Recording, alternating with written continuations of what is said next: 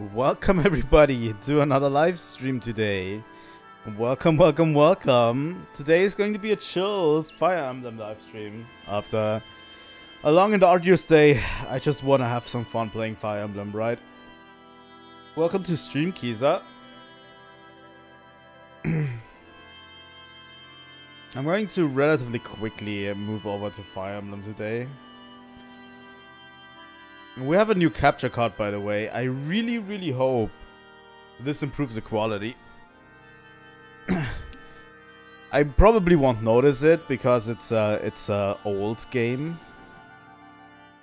So yeah.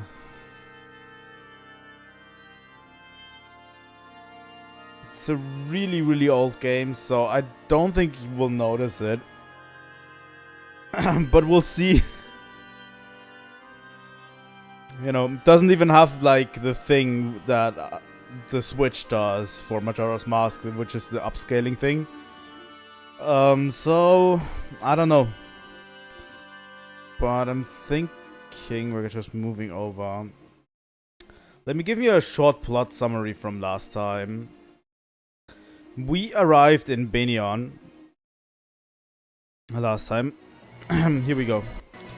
We're still in a chapter, by the way, that we ended on. We arrived in Benion, and we got introduced to the higher class of Benion, which are really just a bunch of scumbags. And Ike got relatively angry at them. And I think that's almost where we left it, right? Ike got angry, and the High Priestess, which is Sanaki, saved us from being thrown out, basically. And Elincia has to have meetings right now with the upper class of Benion to determine what they will do for her. So we got a job from the High Priestess herself to eliminate some bandits right around here. So we're currently working for the Benion High Court for a bit, you know. And yeah, they have Lagoos with them, which are there against their will, by the way. So yeah, these Lagoos are being trafficked.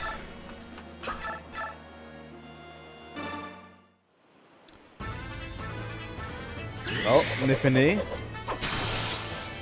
But yeah, literally stopped at the end, right before the ending of the chapter. So we get to have all of the exposition at the end, you know, and the next chapter in the next stream.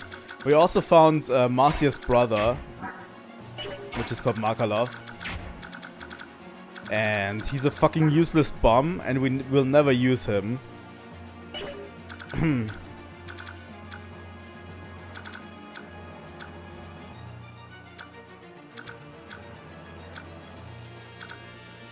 I think there's not too much we can do right now. Marcia's brother really is a useless bum. I'm going to heal everyone up with mist, by the way. So this guy has a killer axe, so we probably shouldn't get close to him. We should attack him from afar, if we can. For that we have Ileana. We'll position Oscar somewhere around here. Rolf is important. I need to check who needs healing in our party. No one. No one else. Okay. So we'll try to make it count next turn. You know. And Mia is there to maybe to deliver the killing blow to this guy. Let's also have Nifene over here. And Rolf can switch places like this. But yeah, this guy is a really strong class right now. So we kind of have to strategize a bit. And he has a killer axe, which means higher critical chance. So we have to deal damage to him without actually attacking. Without getting a hit in. You know? You're just like us. You eat meat, you ride horses. I mean, come on. We're not hurting any humans here. What's wrong with buying and selling a few half-breeds?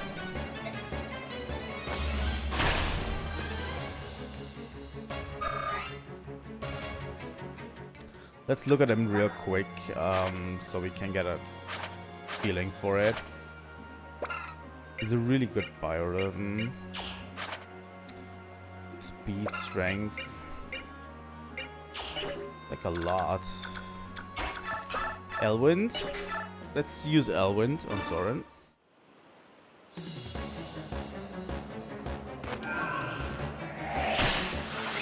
Everyone gets a free shot at the boss.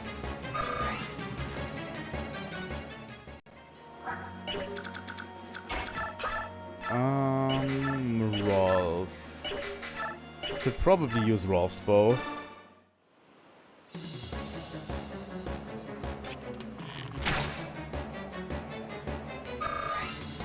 There we go. Level 12. Those levels are not really good. How much damage does Mia do? 12. If you look at this window, by the way, it's incredible. Like, yeah, Mia has an attack of 12 times 2. That means 24 damage. But he also has 18 attack. He only has a 41% hit chance, but he also has a 42% chance of critting. Critting, by the way, guarantees a hit. You know? So if an enemy crits, that's a guaranteed hit.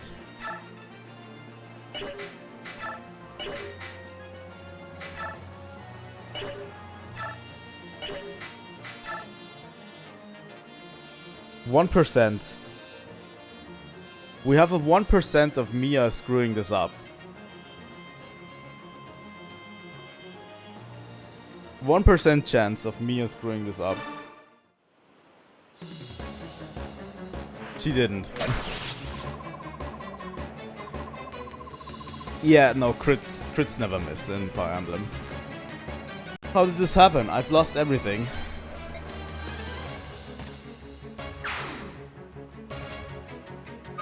Fuck yes, Mia. Level 18. Strength, skill, speed, resistance. She's lagging behind a little bit in strength, to be honest. Our duty is done. Let's grab the cargo and get out of here. The Grail mercenaries have returned. Well done. The news of your victory is welcome, as is the cargo you seized. Now about your payment. Wait, this mysterious cargo was a bunch of really heavy crates. Would you tell me what they contained? That your job was to deliver the cargo. You've no need to investigate further. But Princess Alincia has returned to your quarters. You would do well to inform her of your safe return. It appears that the apostle will handle your payment in the morrow. Perhaps you can speak with her then. I beg your leave, I must be going. Very well.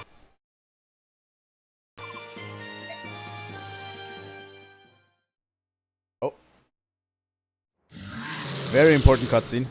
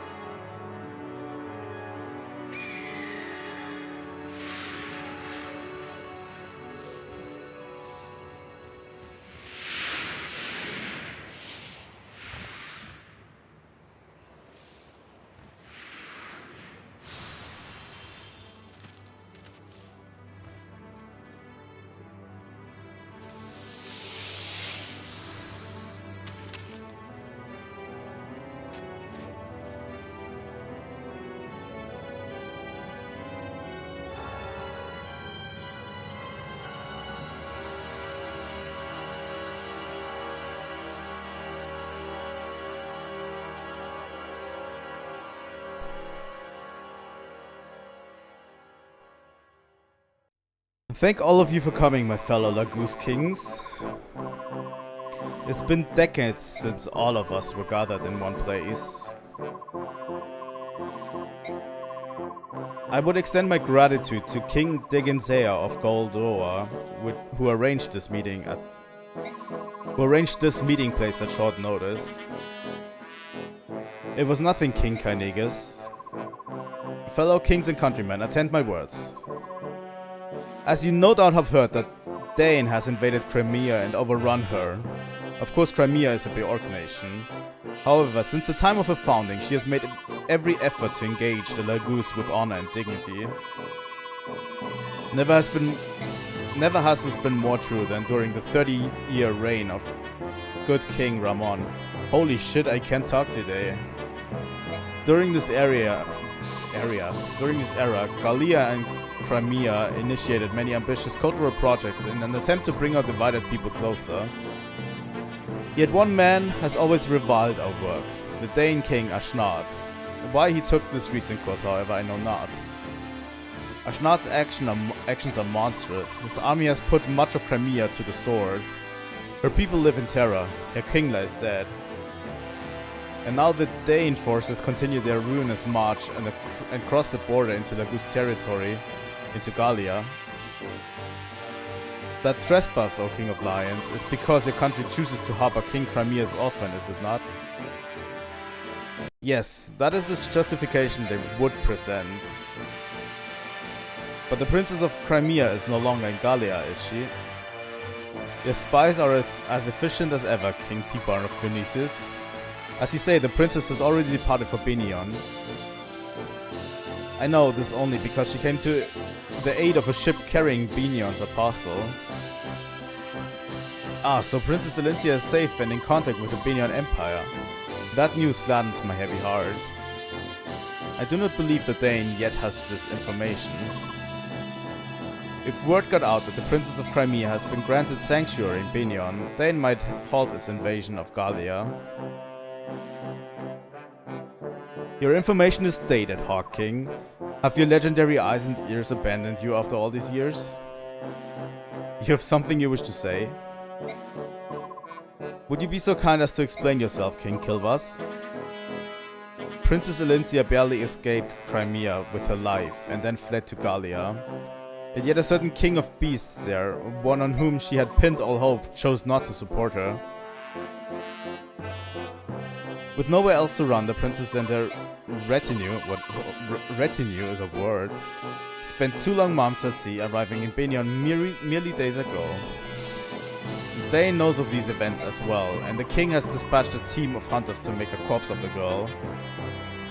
And that, dear kings, is the latest news, at least to the best of my poor knowledge. Dane knows the princess is in Binion. King Kilvas, how did you come to possess this information? Why, there's no trick to it. I just perk up my ears and point them in the right direction. You expect us to believe that a stray wind carried it to your ears. That's an odd tale, Nysala. Nysala? Do you think so? Well, there's one trick to information gathering that I know. Shall I share it with you? If it involves dealing with human scum, I'll pass. Forgoing my Lagoose pride is not something I'm willing to do. Ha.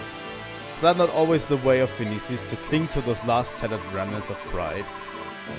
Instead of proclaiming that you will attack none but Benion's ships, just admit that you don't have the power to do more. What did you say? Both of you will desist at once. King Nysala of Kilvas, your actions of late can indeed be judged as too extreme. Black Dragon King of Goldoa, what do you pretend to know of my actions? Please enlighten me. I would remind you of the Beorc ship you attacked in Phoenician waters and left stranded in Goldoan territory. Oh, that. Nysala, you lying crow, you've been sneaking about in my territory again, have you? I heard from my own son, Kutnaga, that a Beorc resembling the Princess Crimea was on board that ship. It is true. What, King Kilvas, you? Don't act surprised, I have no intention of ruling some tiny island nation forever. I will make Kilvas a name to remember. To that end, no amount of gold is enough. Lagusa Beork, I cannot. If the pay is right, there's nothing I won't do.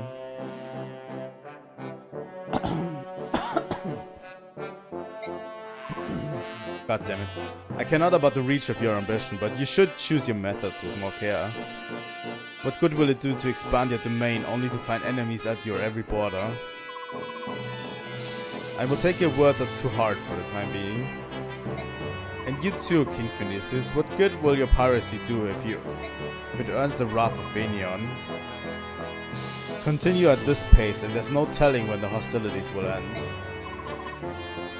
Until the people of Benion apologize for the slaughter of a brother Herons, I will do no such thing. Prince Raisin of the Serenis, are you of the same mind? Those humans burned Serenis forest and killed my people. No amount of human blood can slake my thirst for vengeance.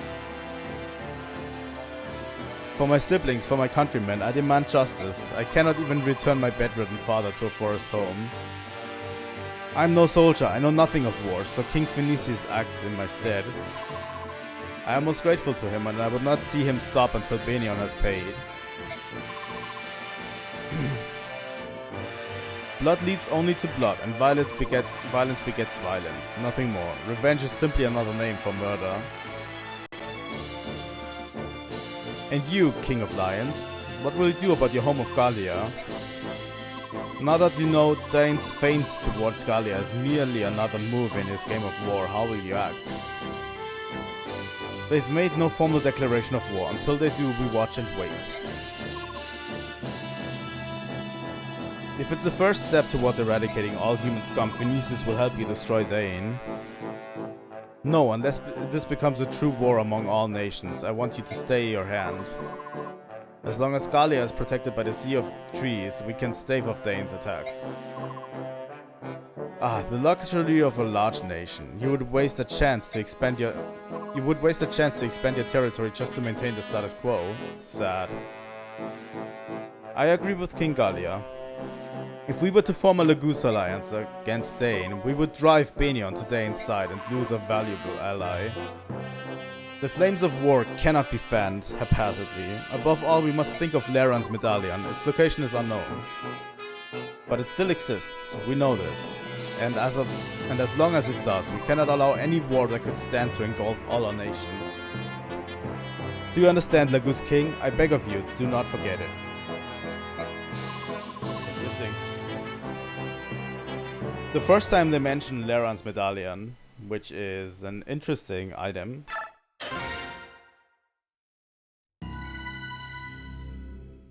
I wonder where it could be.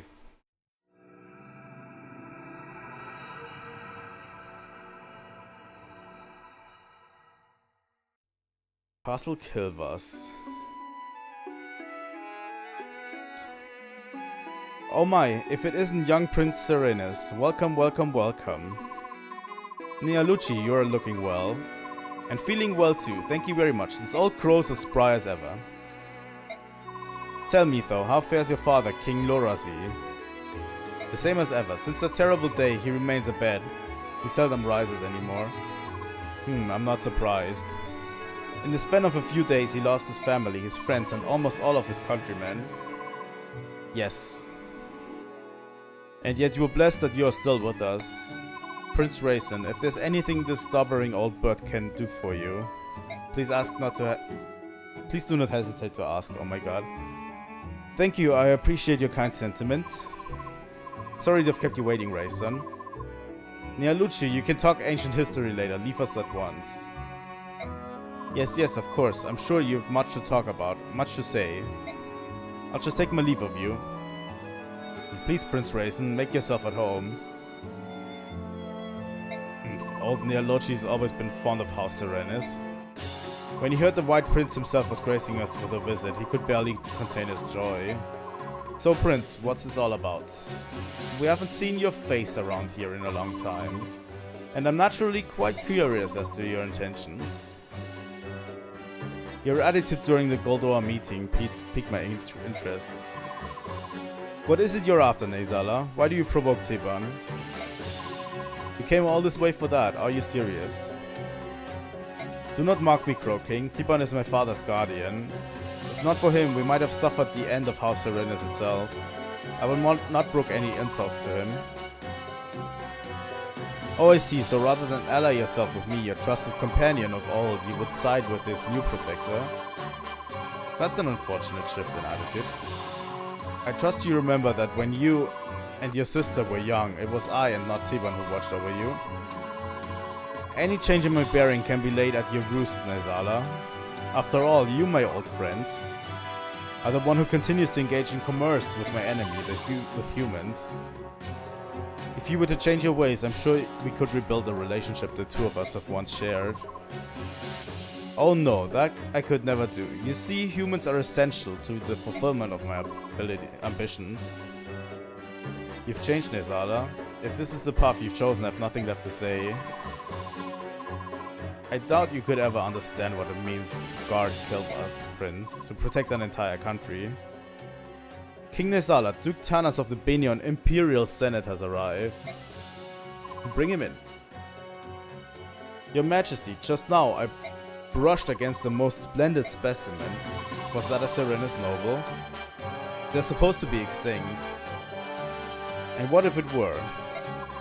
Oh, I was right. Wonderful. My eyes did not deceive me.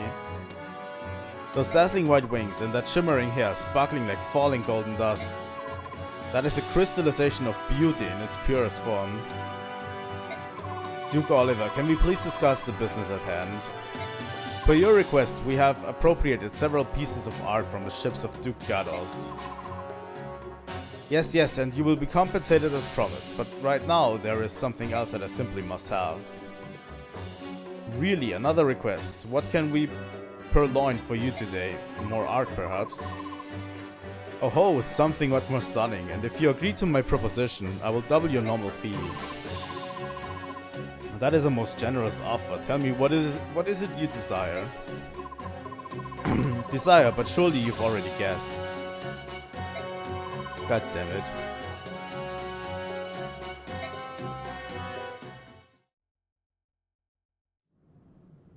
Meeting with the Apostle was fine, but all she did was pay us and give us another job. She answered no questions.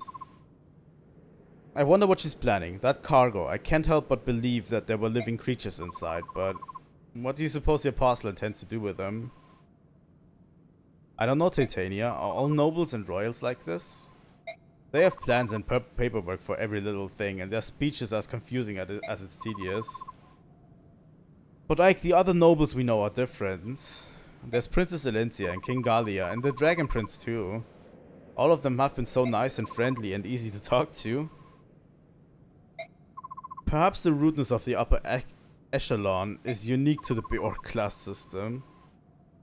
Princess Elentia was raised in special circumstances. Maybe that's why she's so different. Bah, I could never get accustomed to the culture of Beork nobles. Well, Ike, I'm here to report the results of the last battle. We've earned 10,000 gold. Not bad. And MVP was Mia and new ally Markalov. We suffered no casualties and no one was seriously injured. Everyone was at their best. That concludes my report, excuse me. So yeah, Ike really doesn't like all of the nobles. I mean, that's pretty clear, right? I'm going to give Misk more bonus experience.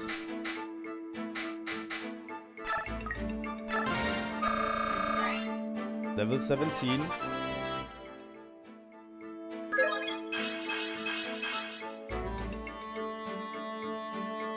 Level 18. Strength and speed is always good. Okay, who else could use some? Probably Jill. Jill is lagging a bit behind. Speed, luck, and defense. Speed is always nice. Let's not spend everything we have. Let's watch some supports. We have Rolf and Boyd, I think. Rolf with Marcia. Ready? Aim. Hey, you're Rolf, right? What are you doing out here all alone? I'm practicing my archery skills, see? I just nail a target to a tree and fire away. I cover my arrow tips with burlap to prevent accidents. You see, there was this one incident with a marmot. Well, I just try to stay close to the target now. Not the best way to train, but at least it gives me some practice. Oh, that's cute. You're trying hard, even though you're such a little guy. Hey, I'm not small. I'm a dangerous mercenary. Yeah, of course you are. Say, you mind if I practice with you? That's alright. I can take care of myself. I know. I'm just offering to help, you know. I was once a knight in the service of the world's greatest country. I also know how to handle a bow. Us Pegasus knights fear archers more than anything else, you know. Yeah, well, you better watch out or I'll feather you like a quill. Ha, big words from a little guy. I like you. Hey, you should take a look around and make sure nobody else is around before you start shooting arrows. I know that. Don't talk to me like a baby. Sheesh, alright, touchy.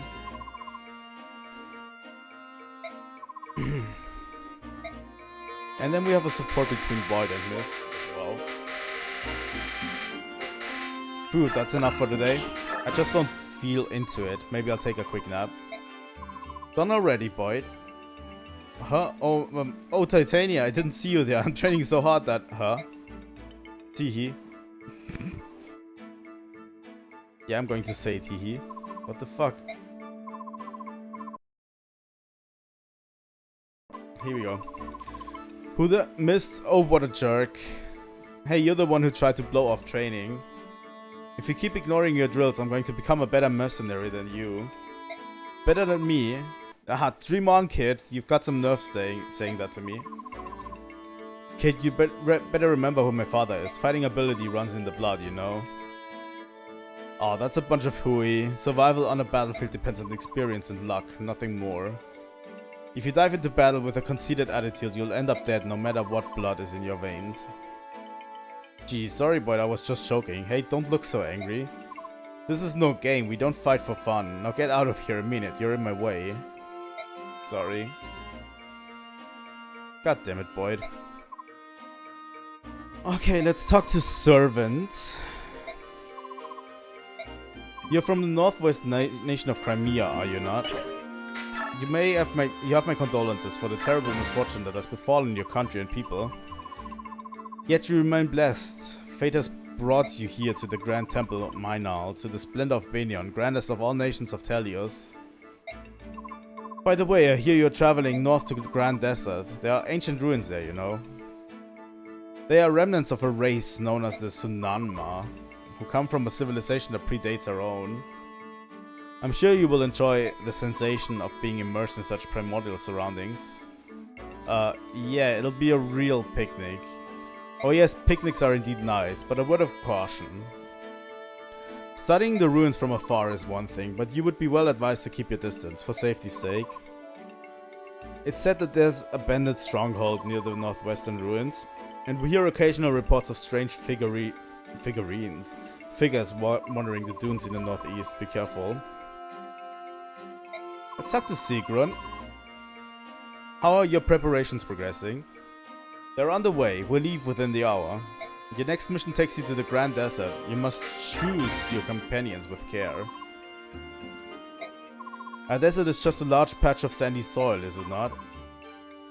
Haha, with one major difference. Unlike sandy soil, you'll not find solid earth near the surface. You could dig and find only more sand. Those on foot and horseback may find it difficult to move around. I see, I'm sure that Soren knows much about these things, but...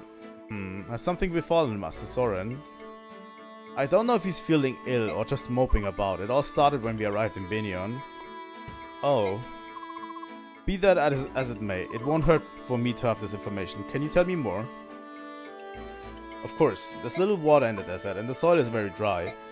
Few trees or grasses grow there, which means there are no groves or anything else which would provide cover. And as I mentioned before, those on foot and horseback will find the sand slows their pace considerably. The exceptions are magic users, staff wielders and thieves. Such people will not be affected to so large a degree. Let me check something real quick. Um...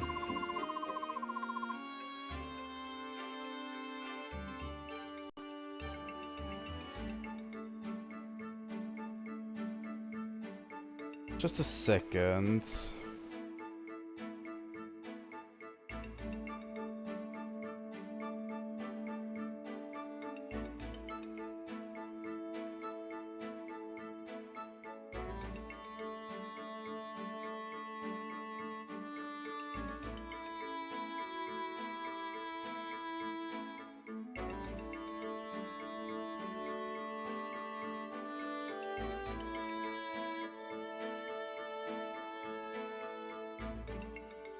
The quotes.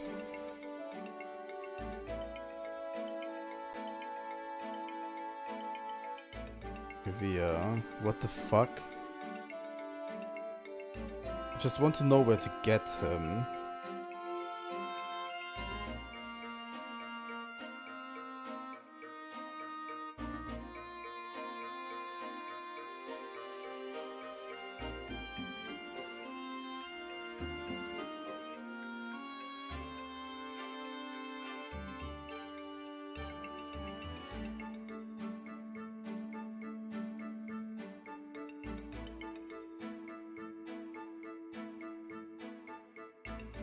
Okay.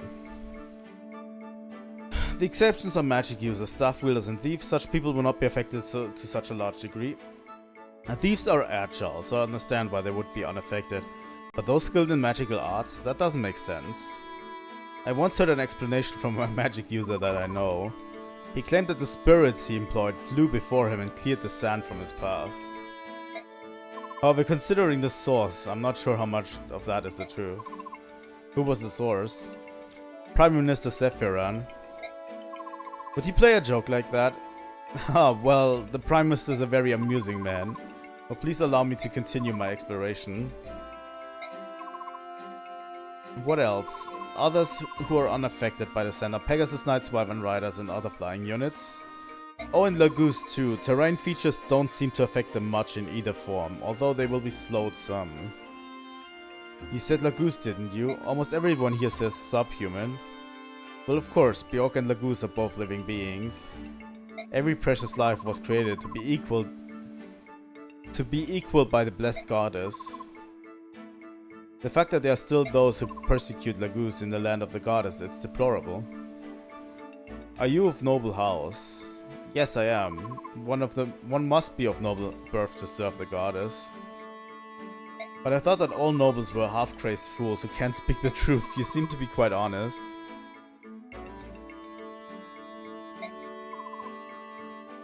Hey, no problem. Take care. We will be at the chapter relatively soon, you know. I'll take that as a compliment. Oh, and one last thing. What is it? The desert contains the remnants of more than one lost civilization. Rumor has it that treasures from those times still lie undiscovered beneath the shifting sands. Those with good luck may come across such treasures during battle. But you may want to watch Ike roast the living hell out of Makarov. Hoo-wee, the Grand Temple, luxury and gorgeousness as far as the eye can see. If a scoundrel like myself can find employment in a place like this, I guess my luck hasn't abandoned me after all. But for all the glitter and gold, there's an equal amount of dangerous work. That I could do without. Maybe I can use my prone to illness to ploy. Yes, I think I can arrange to work about 1 out of every 5 jobs or so. And now that I have a fixed income, it's time to visit the local inns and see what games of chance are about. Evening. What? Did you happen to hear any of that? You were talking out loudly. I wasn't being serious. I'm an extremely diligent man. Yes, I am. Those peddlers you were with, right? You were in debt to them, right? Huh? How do you know that? When we took out the group, your debt vanished. Yes, you're right. That was a tremendous help. Thanks much. Come now, you can't believe that. The world is as forgiving as that. You can't believe that the world is as forgiving as that. Or that we are so foolish. What? Debts are debts, and you have many. Those peddlers weren't the only people who were owed coin by you, right? We can't have debt collectors hounding the company day in and day out. My staff officer repaid the rest of the money you owe. That's very kind of you. It was from the company office. You, my friend, are now in our debt. You fight to repay the Grail mercenaries. Payment will be deducted from your wages for quite some time. It seems you're working for free, friend. Until your debts are completely repaid. Don't even think about leaving the company or getting sick. Right then, I'll trust you'll do your best. What a mess. Oh, nuts. Well.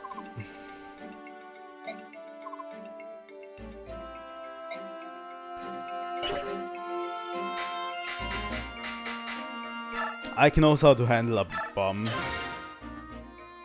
Okay, let's see. Who comes with us? Long swords. We have to get Ike up to par relatively soon.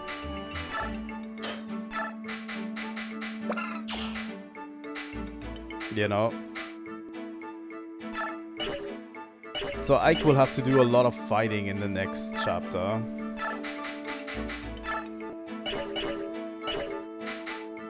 You're going to give away the pole axe and this iron axe you've been taking. You're going to take the Lagoose axe and the killer axe, please, and one hand axe. Ileana is okay like this. Rolf will take the Lagoose bow just deployed. Kieran, I think, can stay like this. Mia is going to keep everything she has. Mist as well. Niffinly can take a steel lance with her right now, which is good. Jill is going to be of vital essence on this one. Marcia as well. Gatri will probably stay home, but I'd like to take Volk if I can. Maybe.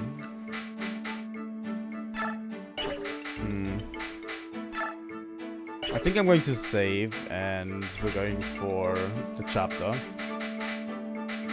This is a difficult chapter.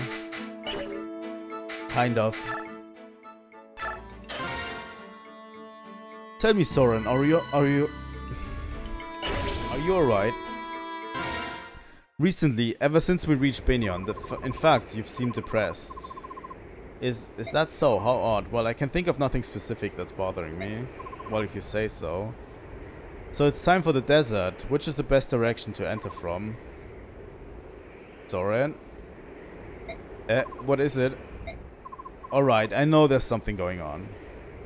I'm sorry, I was thinking. What is it you wanted? Well, I was going to ask you for directions, but it's no longer necessary. It's like we're being met. Who are you? Answer me. We're mercenaries. We were hired to take care of a group of bandits operating in this area. More of those senators' dogs. You cast us as thieves so you can murder us and hide your guilt, but we will not be defeated. Mark my words, the day will come when all slaves are free and you will pay for your crimes. God. Today my speech is incredibly bad. What on earth are you talking about? No more useless words. Come, my brothers, take them. Yup. A whole band of lagoons in the desert.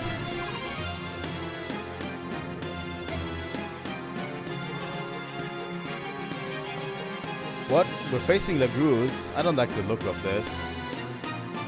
Lagoos or no, it doesn't change the fact that they are brigands. Do not lower your guard.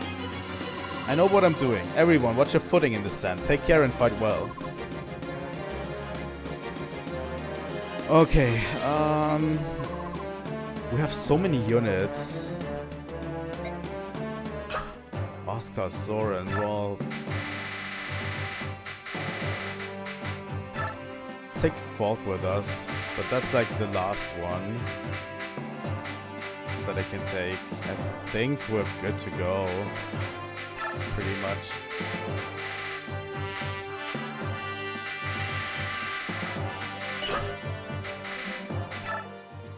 Let's reposition some units. I want nothing out of mass here. As it already stated, the riding units, and especially Gatri, is going to have a hard time in the sand. So we can't count on them very much. I think I'm going to put Rolf and Nifine in the background and Mia in the foreground. Just a second.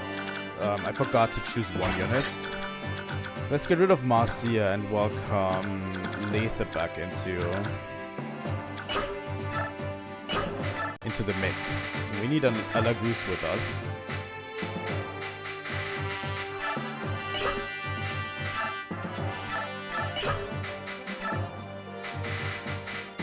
Let's give her a Lagoose zone as well.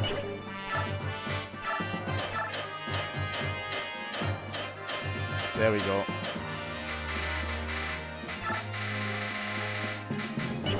Let's go.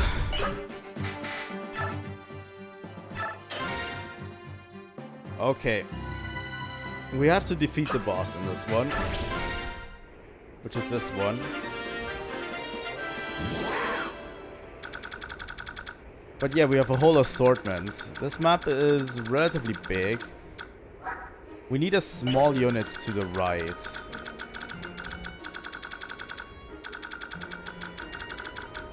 As well. He's very far into the transformation. So I think we'll just...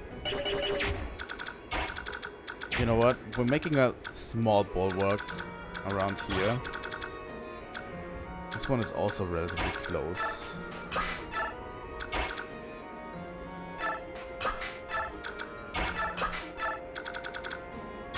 So we have a small advancing unit. Like, seriously, Gatri can only go one space in this area.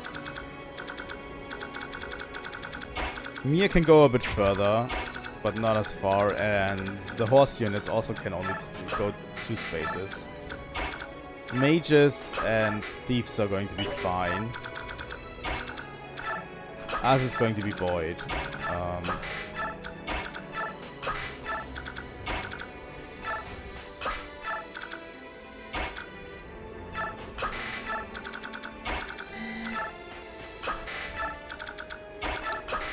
We want to catch most Lagoose while they are untransformed, really.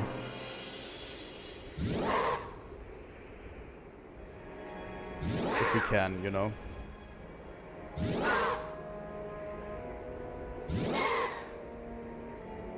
Ouch, that one hurt.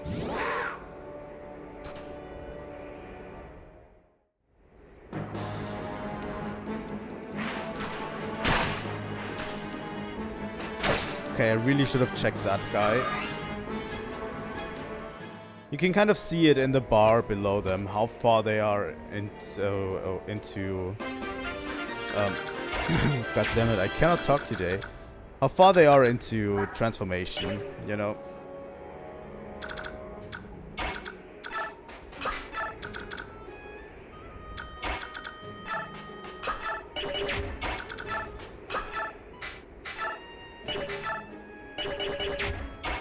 They transform over time, but sometimes also hitting them makes them transform. That's a good one, Ileana. Magic. Tons of good stats.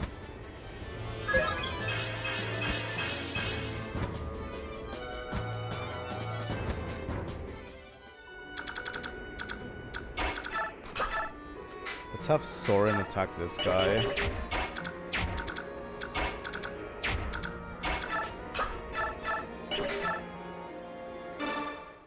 Level 16 for Soren. 15. Sorry. Just 1 in defense. That is extremely disappointing.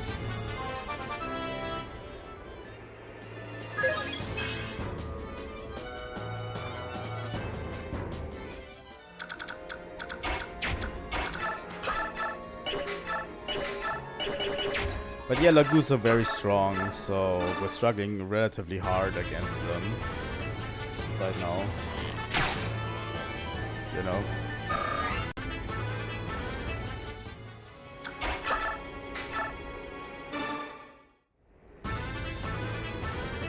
Infinity level 16. Strength, speed, and defense. That's what I want to see. That's a good level. Yeah, this one is going to transform pretty soon, I think. Maybe put Lethe over there and...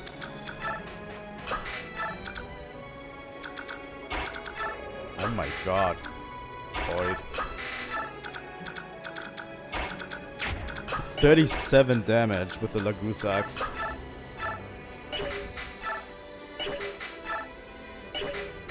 But yeah, when Lagoos are untransformed, they're kind of easy to deal with. So yeah, we'll move Oscar and Kieran a little bit closer. They won't get much to do, but at least a bit. You know.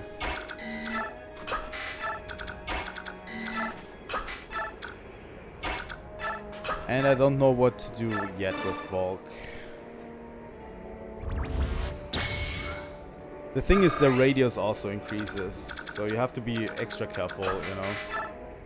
Their movement radius increases when they transform. That's also a huge problem.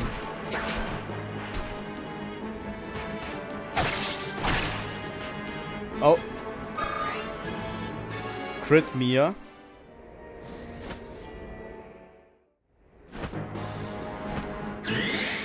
Mia is so fucking strong, level 19. Magic skill resistance. What is this? I'll take skill, but who the fuck takes magic?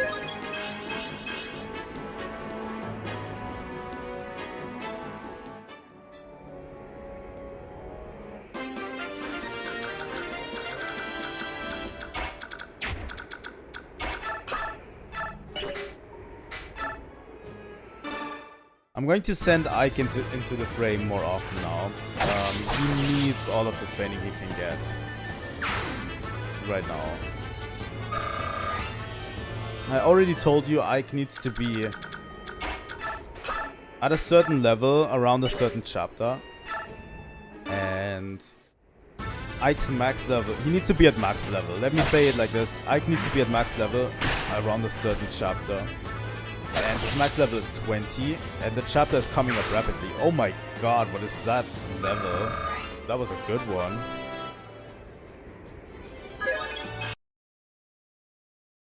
Yeah. I know we can slowly move forward, but...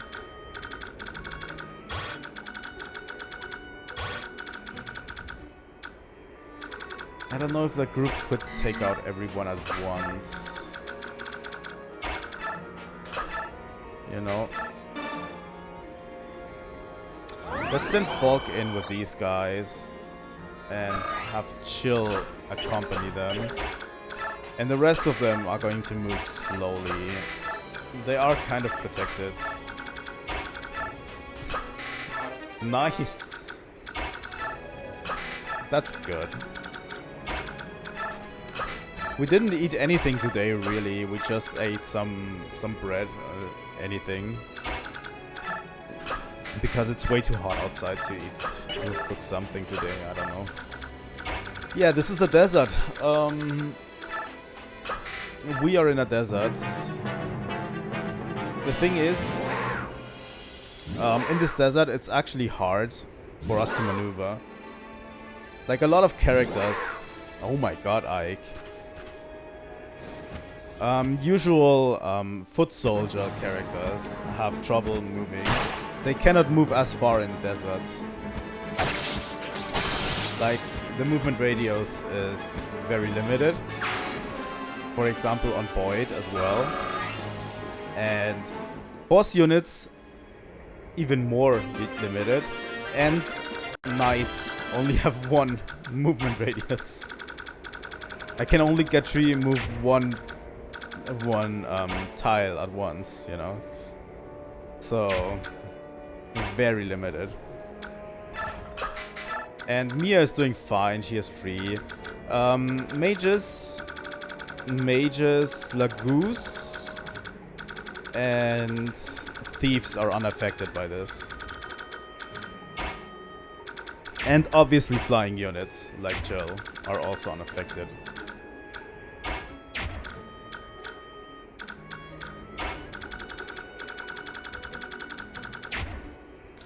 You know what, I'm going to keep Nifini in here with her Iron Lance.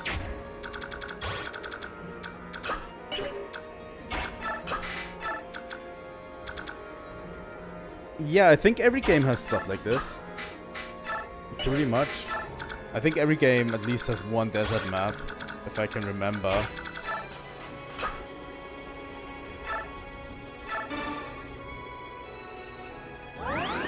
Let's put Boyd in there with the Lagoose Axe, Mia, and Ileana a little bit behind them so she can get out whenever she needs to. Like, they love the desert maps, don't get me wrong. Because, you know, it adds interesting gameplay aspects to the game.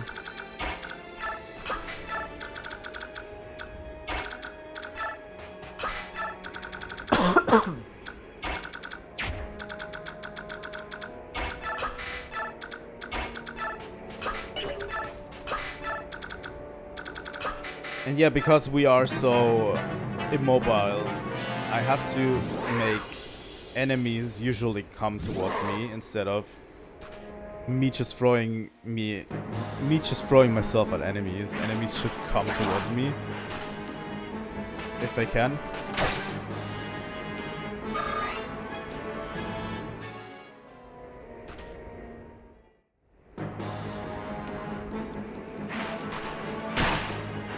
Thing is, usually you can kind of snipe enemies with mages, but my mages are not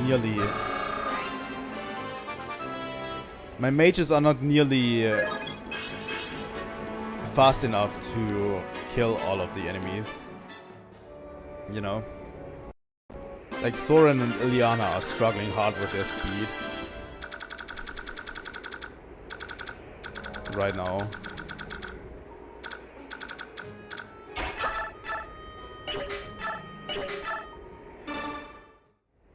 Rolf can pick up this one.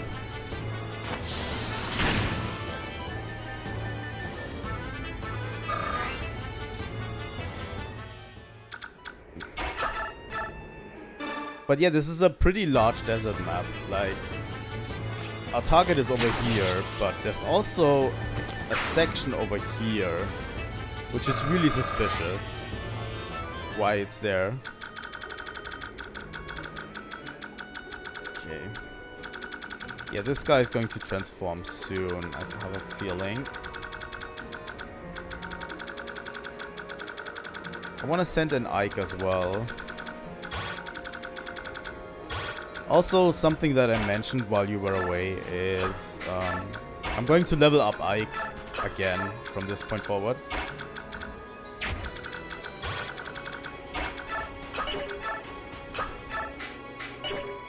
I had to stop leveling Ike because his max level is at level 20. And we want to have him at max level at a certain point. But not too early, because he will stop earning experience if he's at maximum level. You know? So yeah, he will stop earning experience, and that's not great for us. Oh, I got a silver blade. Also in the desert, you can find stuff just randomly. If you go to a certain tile, you can actually find stuff. Which is interesting, you know?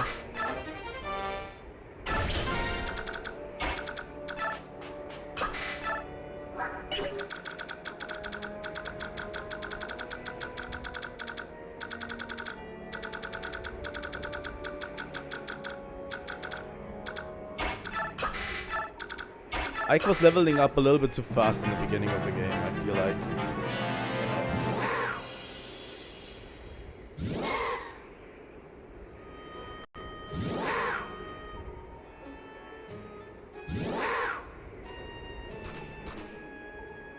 Mia can only be taken down with a critical hit. It's kind of a thing.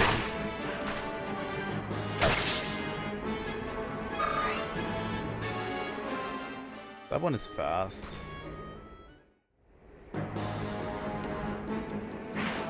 Okay.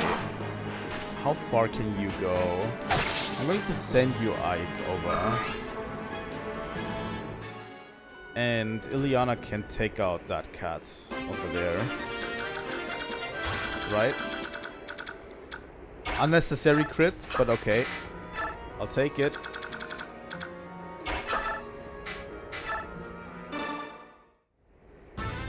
Yeah, currently both mages are struggling hard with speed, which is not really great for my gameplay.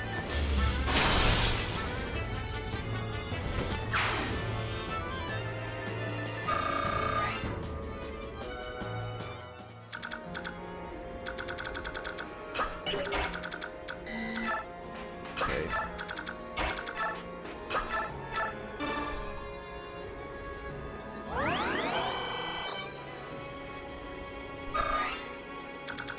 $72, huh?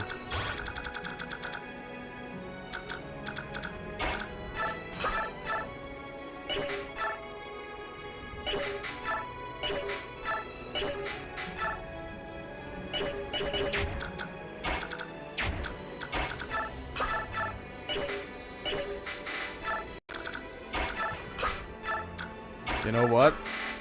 I'm just going to let that cat attack us. All of those that are currently in the radius of that cat are going to be okay with an attack. You know?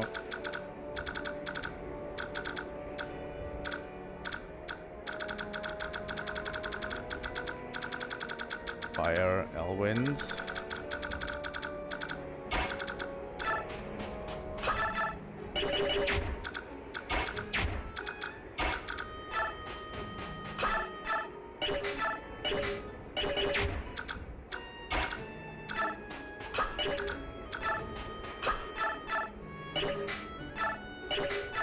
But yeah, if you haven't noticed, we're also fighting against Lagoos, which is like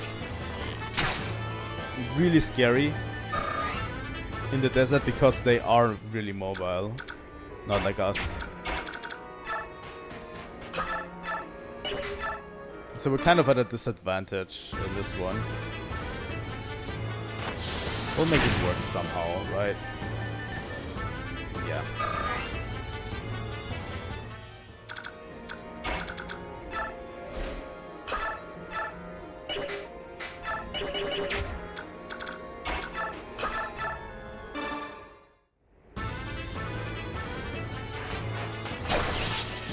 Okay, we also had to take Letha with us for a special thing. Okay. That should be able to do it. Both are going directly for Aika.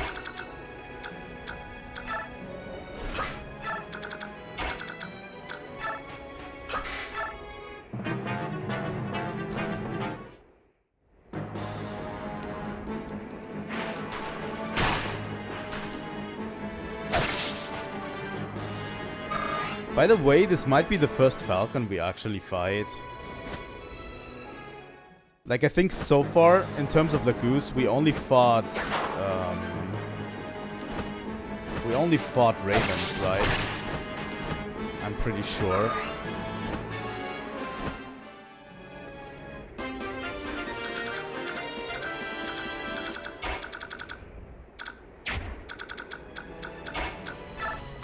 Oscar, unnecessary crits.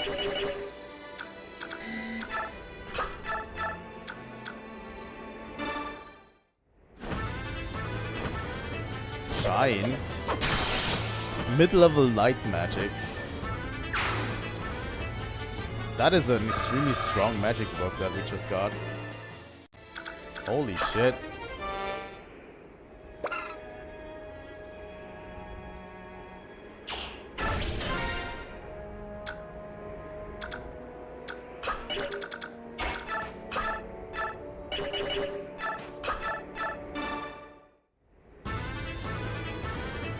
Strength, definitely. I'll take it. This one over there. Probably a case for Mia.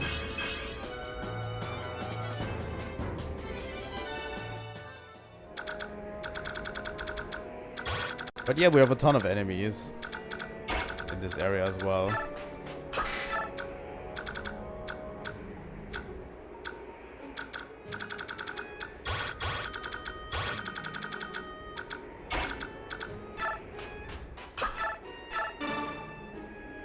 Okay. So yeah, we kind of want to bait both of these. We can.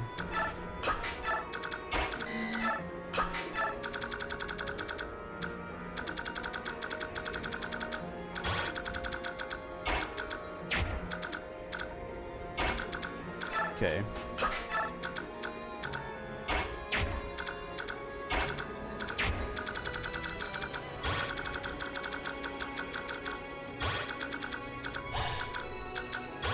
If you're fighting Lagoose, you can kind of wait them out a bit. Because Lagoose have a bar, and their transformation only lasts so long. So if the bar runs out, their transformation returns and they are kind of helpless.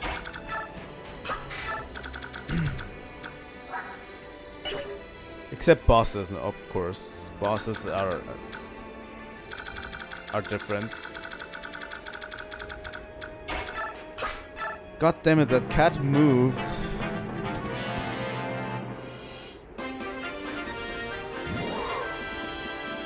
A little bit too early for my taste.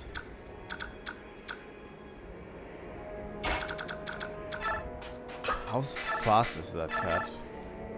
14 speed, that should be okay for us, right? 15 speed.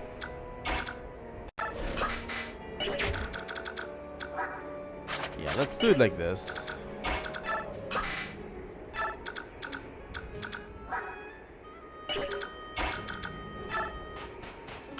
Just a steel sword.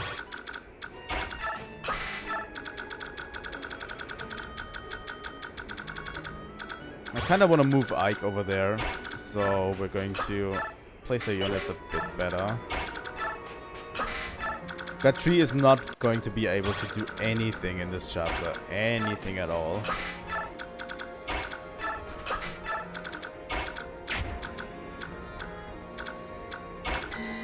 He's just dead weight at this point. But I didn't know who else to take, so he's coming with us.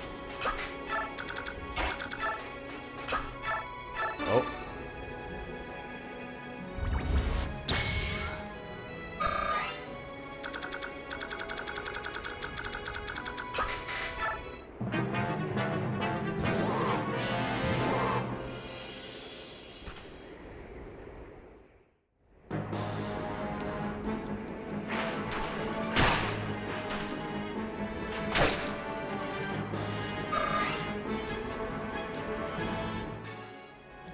Just even with a steel sword, with a regular steel sword, Mia is just too strong.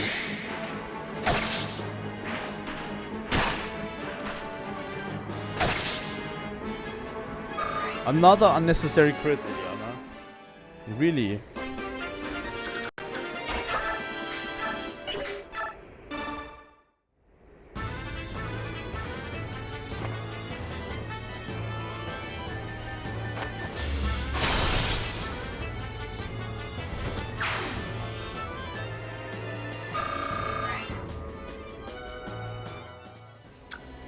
I think Mist will reach level 20.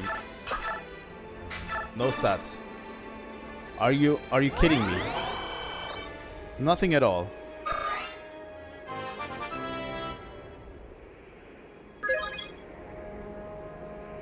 This can happen, but it's always really sad when it happens, so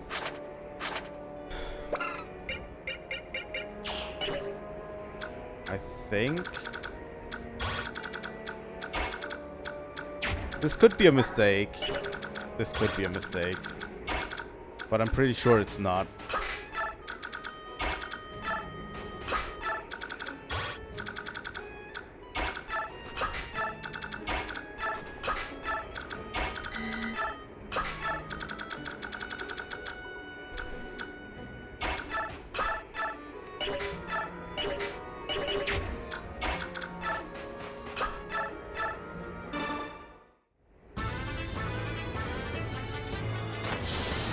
Rolf's bow and the guaranteed kill. There we go.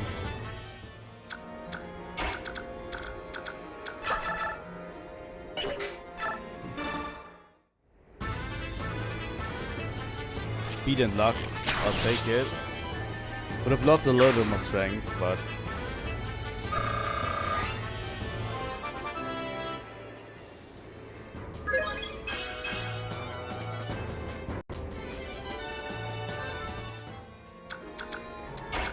Okay, let's bait out that bird over there. Shall we? Those two want to fight, but they are not even transformed. Interesting.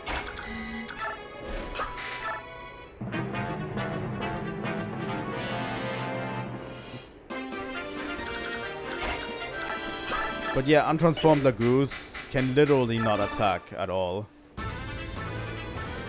They can't fight back at all.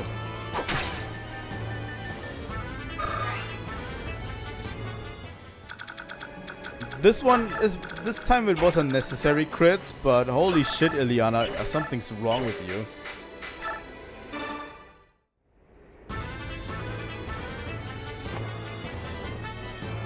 I think the girl is on steroids or something, because I don't know.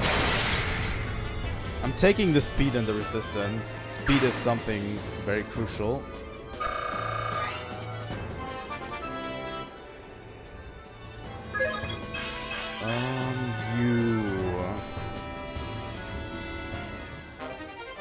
You know what, I'll take this guy out.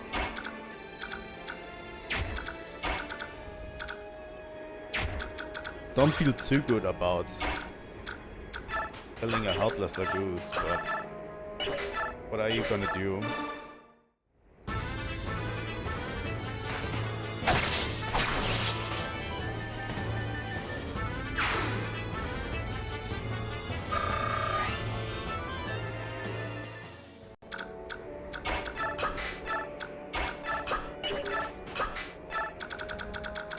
Gatri is slowly getting to the destination.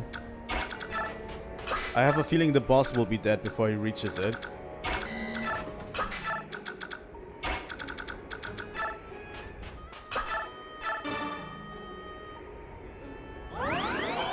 You know what? We're taking this guy out down here first, I think.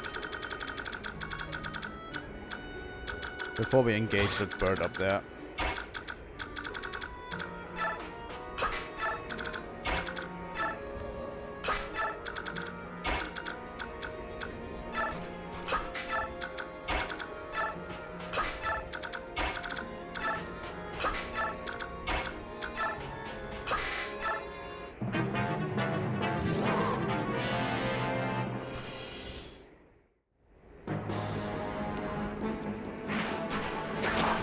Since Ileana likes to crit so much, she can test herself now. Oh, no crit this time.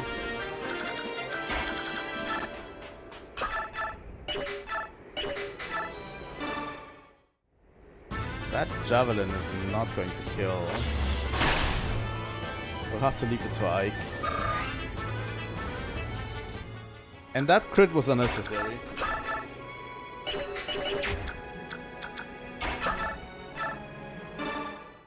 Okay, Ike is at max level.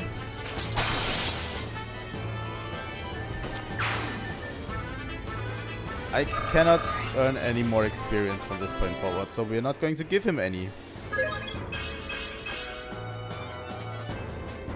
Right?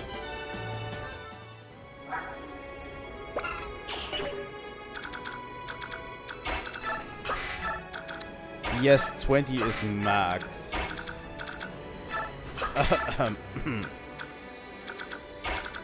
Absolutely. 20 is the absolute max for each character.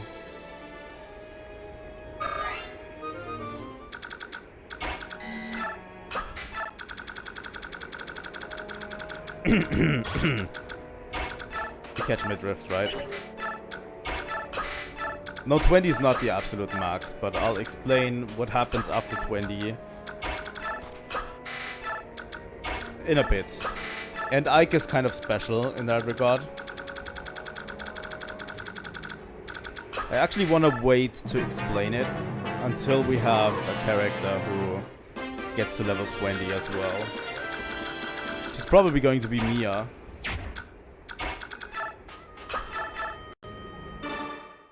Only skill on Nifine.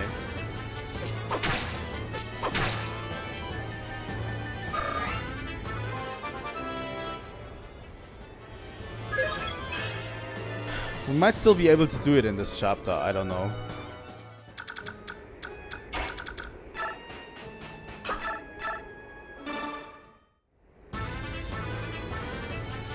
Yeah, this chapter isn't too long anymore. Just think... That bird Lagoose, how long will he be incapacitated? That's the problem that I'm facing now.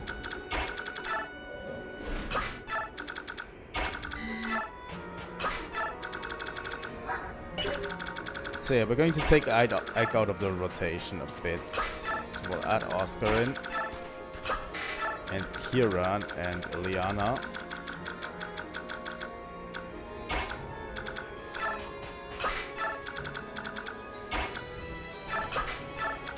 We're not going to attack the boss yet.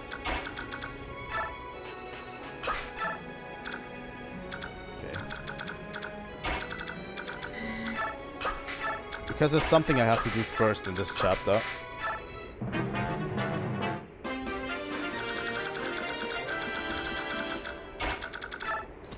For example, having Falk assassinate that Lagoose.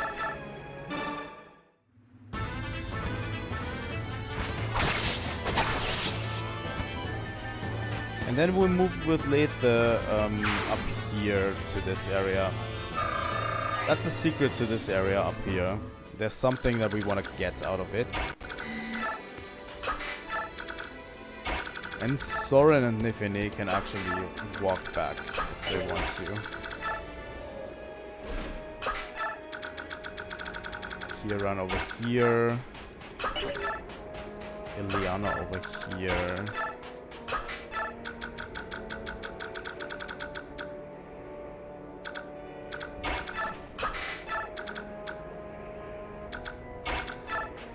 That boss, by the way, has 45 HP. That's quite a bit of HP to go through. We want to go to this space, right? Nope, that's not it.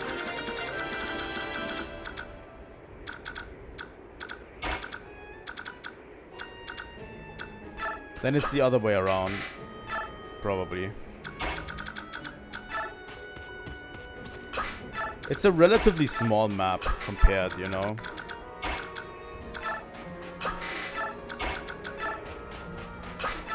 Comparatively, it's a very small map.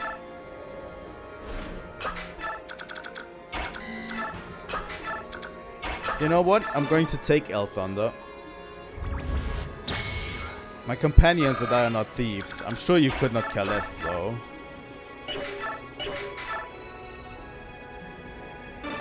I'm just moving Ileana in with El Thunder for the off chance she might actually crit the boss. Because she just loves critting. I have no idea why.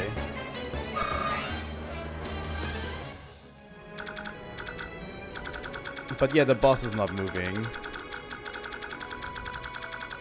Which tile was it? That one, right? Or was it just 3? There we go.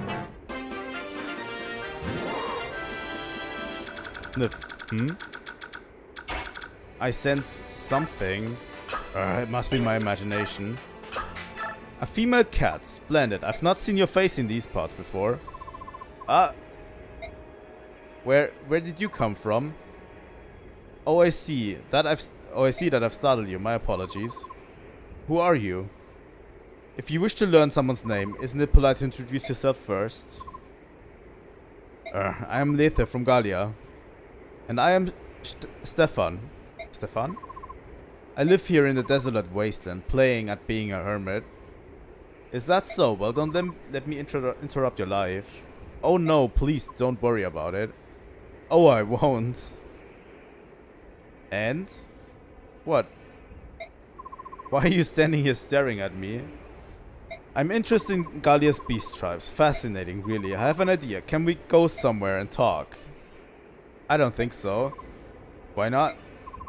My companions and I are in the middle of a battle. I've no time to chit-chat with you. Very well, then I will help you. And once this battle is finished, you'll have time to converse, yes? I suppose. Perhaps. Right, off we go then. What sort of lunatic have I found?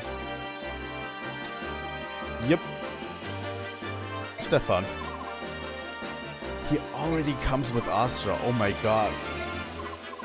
Holy shit.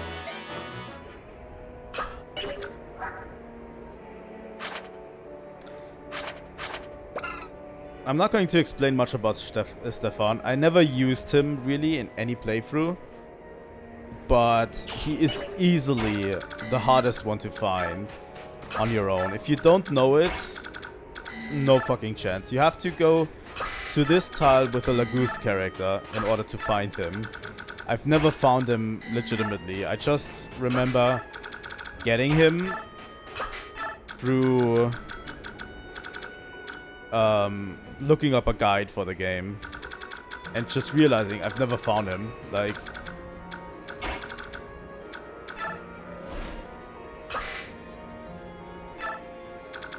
it's insane the requirement you have to do to get him.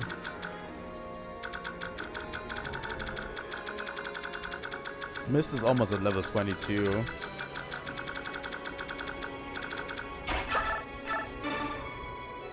We're going to chip away at the boss for a bit with range attacks, so everyone can kind of get a bit more experience. I mean, Oscar can only do 1 damage, but he will get experience if he hits him. You know? There we go. Same goes for Kieran.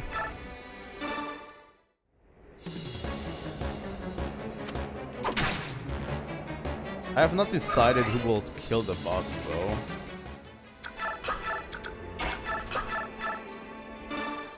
I mean, Mia is probably always ready to kill the boss, right? Probably. I mean, 88% hit ratio. I think it should be fine. I think we wait one more turn and then we're going to kill the boss. There we go. Ileana can get another Thunder in because she's been doing a lot this chapter. And then we'll be done with this chapter. Level 16. Just HP and magic.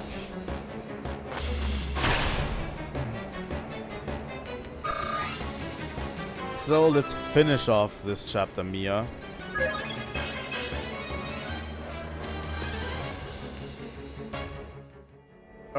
No. No.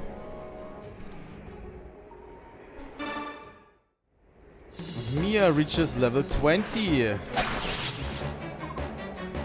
No speed, no strength, just magic and skill. As you might have seen, Mia still continued to earn experience even though she hit level 20. We lose. You're the leader of this band, aren't you? Yes, I am. I resist you no further. Take me with you or execute me here. I cannot. But my companions, would you let them go, please? No, I won't allow it. Huh? I won't let you take Muarim. Stay back, little one. You were not supposed to expose. If you want Muarim, you have to kill me first. Yes, he's a Bjork child. I claimed him when he was little more than an infant. He has nothing to do with us subhumans. Stop lying, I'm here because I want to be. Who's the leader of the Lagoose Emancipation Army? I am. You're a big jerk, Muaring, trying to cover for everyone and get yourself killed. I won't allow it. Little one. Hey, I don't care who the real leader is. A Lagoose who calls himself a subhuman is protecting a kidnapped Beorg, who claims to lead a Lagoose emancipation army. Do I have that right? Because if I do, I have absolutely no idea what any of you are talking about. Would someone please tell me what's going on here?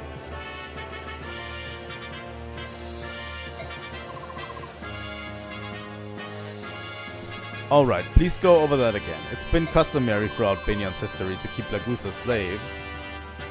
That's right. But that's in the past now. 20 years ago, all slavery was outlawed and all Lagoose were freed. And as far as the general public is concerned, that is exactly what happened. So there's a portion of society that willingly breaks the law. The commoners obey, but there are still many Lagoose slaves in the homes of nobles. Murim and I brought this to the attention of the senators, but they would not listen. That's why we gathered other fighters. We break into the homes where slaves are kept and help them escape. Of course the nobles can't let this be known publicly, so they brand us thieves and turn us into wanted outlaws. Alright, I think I understand your motives, but you're not going to solve this basic problem this way. We know that, but we can't give up and leave them in chains. We can't and won't. Do you mind if I try to help? Huh? This sort of Beorg behavior is something that's been bothering me. I think there may be something that I can do.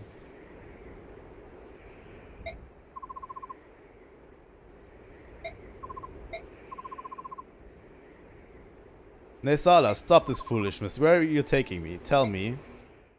It's only a little farther. I'll tell you once we've arrived, just as promised. I left no word with Tiban. If I had known we were coming this far, I would have left a message.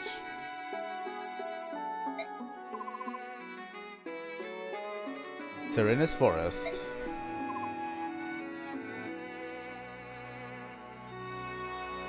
Here we are. This is what I wanted to show you.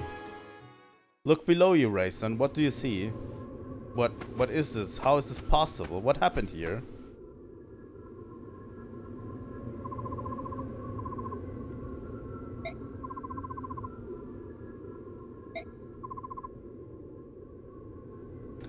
This is Serenis. Is this what you're trying to tell me? This colorless vista, these cracked and withered branches, these lifeless trees, this is my forest?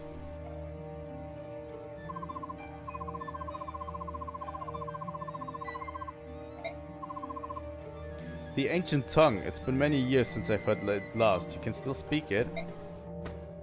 The voice of the forest is still. Why? How did this? Been like this since your clan's been gone. The area near the entrance is especially bad. They used fire. Most of the trees are dead.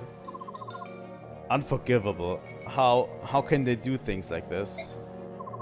Cursed humans. What did this forest do? What did my clan do? Humans hold all Lagoose in contempt, and in the same way they hold all of nature in contempt as well. They think everything exists for their pleasure and betterment. They are beneath contempt. Nezala, it appears I may have misjudged you.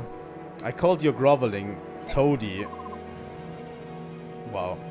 To humans and labeled you a traitor. I was overly harsh, I apologize. Not to worry. I engage in occasional commerce with humans, that much is true. A more pressing issue is the growing darkness. You can return to Phoenicis tomorrow, can you not? I'm certain that some noble has a villa in this area. At this time of year, it is almost certain to be empty. I suggest we borrow it for the evening. You would sleep in a human building? And think about it, birdfolk like you and I have no night vision whatsoever. If we were discovered by humans, they would surely overwhelm and capture us, right? I see your point. No second thoughts, huh? Very good. I'll go stumble around until I find something to eat. Please make yourself comfortable. Nezala? Yes? Thank you for everything you've done. I appreciate it. Don't be ridiculous. We're all friends, are we not? Right you are, old friend.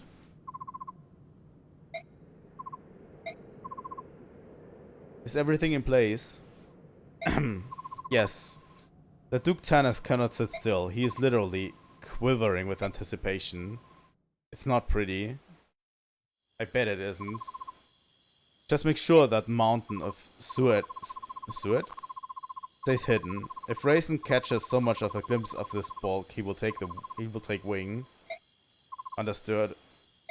Now, time to put on the finishing touches. This too. I do raise up Kilvas. Raisin, please don't judge me too harshly. That being said, I'm sure you will. Well, it is such is life. Enjoy your newborn, old friend.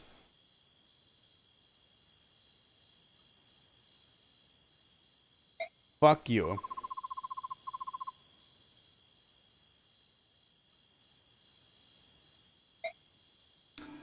Chapter 16. The Atonement. I think it's already that far. I was under the impression it was chapter 17 and we still have one chapter of padding, but apparently it's this far. What is this? Who are you? What have you done with Naisala? Oh, this is something everyone should see, there can be no doubt. I gaze upon the last living wonder of Serenis royalty. Those golden locks, witness how they gather in the morning sun and multiply its brilliance. The gentle luster of those argent wings, manifest proof of royalty, as sure as I am alive.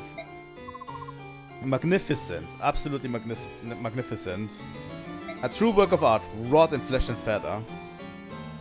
All this beauty, mine, the fortune I paid to the Raven King seems like a pittance compared to this treasure. What? Naisala sold me to you?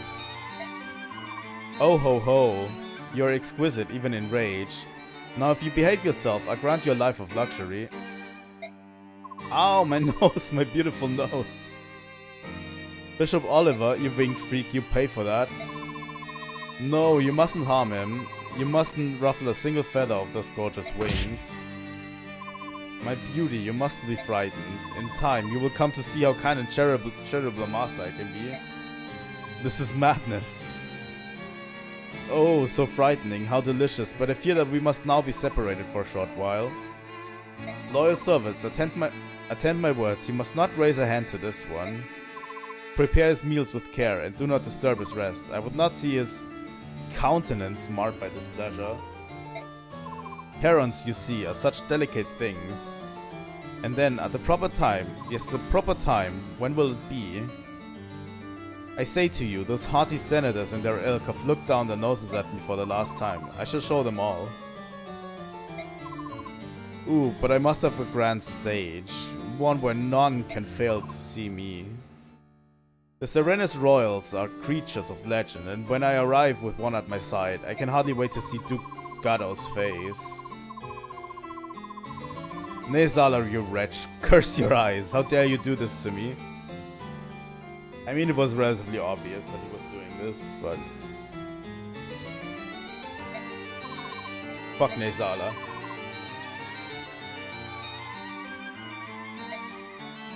I've brought him. Well done, Ike. I shall see that you're well rewarded. Where's your usual entourage? I only see two of your holy guard. Oh, there was some sort of disturbance. I think they're clearing away the rabble. But on to business. Is that one there, the ringleader of the thieves? Why, he's nothing but a child. Has he offered up any kind of defense for his deplorable actions? We are no thieves. We are trying to free the Lagusta, these filthy aristocrats hold in captivity. What manner of absurd fairy tale is this? In the year Banion, 624, Apostle Misaha, my honored grandmother, emancipated every last Lagus slave. In accordance with the law today, there is not a single slave to be found in all of the Banion Empire. You lie. Countless noble houses even now keep Lagusta's servants or entertainment, or worse. And the Senate?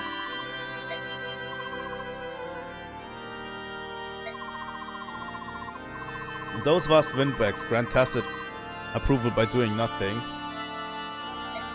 That's enough. I told you to keep a cool head. But... Ike, why ever would you bring such an ill-mannered rogue to meet me? What is it you're planning? If anyone's planning something, it's you. Really? And what could you possibly mean by that? Your last mission showed us the slave trade, and now you've just put us in contact with an underground emancipation group. From the very beginning, I found this whole arrangement a little odd. You have more vassals than you can use, yet you hire us for these missions. Your motivations have me puzzled. Oh, I see. And have you solved this puzzle of yours? You want to expose the depravity of the inner circles of power, but you don't want the general public to know that the majority of the Senate is involved in slavery. And to think I thought you were as untutored as a wild monkey, you're actually quite bright. I didn't figure it all by myself. I have companions whom I trust with my life. They helped. Hey, hold it. What in the world are you talking about? Would someone like to explain this to me? The Apostle is aware of the Laguz slavery. On top of that, it appears she intends to do something about this problem. Are you serious? I am. However, whether I succeed or fail depends largely on what you do next. So be it. I think it's time you told us about the next job you outlined for us. I've received reports that Bishop Oliver, the Duke of Tanas, is up to something suspicious. Duke Tanas has a villa near the woods of the Serenes. Go there and return with irrevocable proof of whatever he's doing. If you succeed in this, I promise to support your Princess Elincia with all the power at my command. We'll bring back whatever information it is you're looking for. Be ready for us. Okay. I'd like to report the results of the last battle. We have earned no money. We have barely any bonus experience left. MVP was Ike. We have 3 new allies. There were no deaths and no injuries beyond our capabilities. Everyone performed exceedingly well. There we go. Okay, we're going straight for info on Muarim. Muarim, little one. How was it? Were you treated roughly? Did they attempt to punish you? No, it was nothing. And the Apostle? I thought she'd be some mean old hag, but she's just a kid. Really, she's even shorter than I am. Little one, you must lower your voice and watch your tongue. What? Why? Rest easy, Muarim. Everyone in this room is with me. The Apostle has no ears here. That is good. Muarim. Speaking ill of the Apostle here is considered treasonous. Keep it up and they'll kill you, or threaten to. What? Little one, while we are here, please choose your words with more care than you have shown. I beg of you. Oh, right. Right, I understand. For Laguz, you seem to know more about the court etiquette here than my fellow Beorg Tormod. Bah. That's cause I don't know much about any of this stuff, that's all. It is no matter, little one. Ike, the reason I'm familiar with the customs of the Banyan nobles is I myself was once a slave. What? Oh no. For generations my family served as slaves to one house. They were wealthy and powerful senators at all. As a child I was raised never to question my station as a slave. From the day I was born, the most grueling physical labor was as natural as breathing. I know nothing else. To ensure we were liked by our masters, we were drilled in the etiquette of polite society until it became second nature. We were slaves. We did what we could to live, as long as we could. The most important thing was not to incur the wrath of our masters. If we displeased them, we were punished. If we were lucky, we were beaten. If we were unlucky... Muarim, that's enough. I'm sorry, Lord Ike. If a former slave like myself is present, all of you will be judged, scorned, and looked down upon. I came here to ask if you would take care of something for me. I would have you take care of the little one. Why would you say such a thing? You were born a Laguz slave, and you're not allowed to be free. That's not right. That's why we promised each other. We changed all that. We made a promise. Laguz like Beorg would build homes and plant fields. Families would live together in peace and freedom. That's the world we dreamed of. And that's a dream that belongs to us as former Laguz slaves. We don't need the help of another Beorg like you. What? Little one. Does it really warrant that much concern? Since I first arrived here in Benion, it's something that's been bothering me. If you're born into a noble house, you're a noble. If your parents are slaves, you're a slave. Do you think a person's worth is decided at the moment of their birth? I can't understand a country where that passes for normal. I just can't. Those don't sound like the words of someone working for Princess Crimea. Princesses are princesses because they're born into royal families, right? Are you going to deny that? No, you're right. Elincia, she is a princess. I don't think we've treated her with more respect than any other employer we've had, but... funny. We've addressed her as princess the entire time, but I've never really considered what it meant. From where I stand, I think you've been blessed. You were born a Beorc and raised in a country with a lenient social structure. That's an enviable life. It's so hard. No matter how hard I try, I'll never fully understand your pain. But listen, I didn't treat Elincia any differently after I learned of her heritage. I'm not going to think of you or treat you differently just because you used to be a slave. It's not going to happen. You're you, and I'm free to think of it that way if I want, right? Murim, there's nothing anyone can do about their past, about the burdens you carry. And I know I don't know everything that's going on, but you shouldn't be trying to push Tormod away. He's dedicated to you, and being with you is his choice. It's part of his freedom. I see now. I will go and find him. If meeting those in the temple is uncomfortable, I can go and bring him back. What do you think? No, I can do it.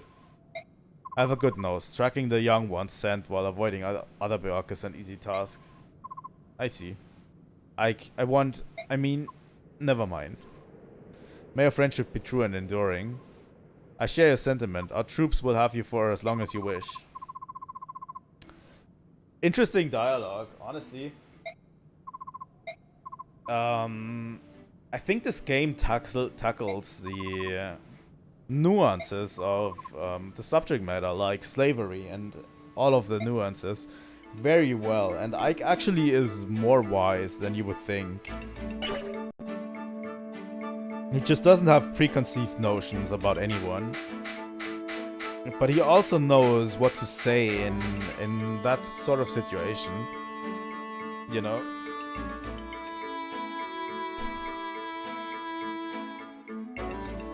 Let's talk to Stefan. Who are you? How long have you been a member of my troop? I joined after the battle in the sands. My name is Stefan. I apologize for not introducing myself earlier. Why are you here? In part, it's because I'm curious, but mostly it's the guiding hand of fate that has led me to you. In the desert, I watched the dance of your sword. You have a unique style, but it is incomplete, filled with hesitation. You've recently lost your teacher, no? Luckily, your foundation is quite strong, which is why I can be of service. Your technique, how powerful will it be when perfected? I would like to know. Who are you? You can learn the dance of blades from me without knowing my history, can you not? What say you? Let your heart decide. Sure. I understand. If you can help me perfect my technique, I will gladly accept an invitation to learn from you. Then prepare yourself. Come, attack me with all your strength. You got occult. Interesting. We have a few more supports.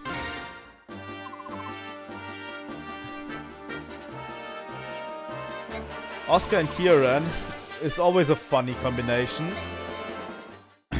Oscar. Hi Kieran, still hanging in there, huh? I can't take it anymore. Come back, rejoin the proud brotherhood of the Crimean Knights. This is sudden. As a former Crimean Knight, surely you have some sense of loyalty. What say you? Rejoin for king and country. The homeland is in danger. Any who used to be Crimean Knights should come rushing to her aid. You have a point, and I'm glad I'm able to help rebuild the homeland, even if it's as a mercenary. I'm not here to make you glad, I'm here to convince you to be a knight again. You're not fulfilling your allegiance to sweet Crimea by being a mercenary. How can you sleep at night?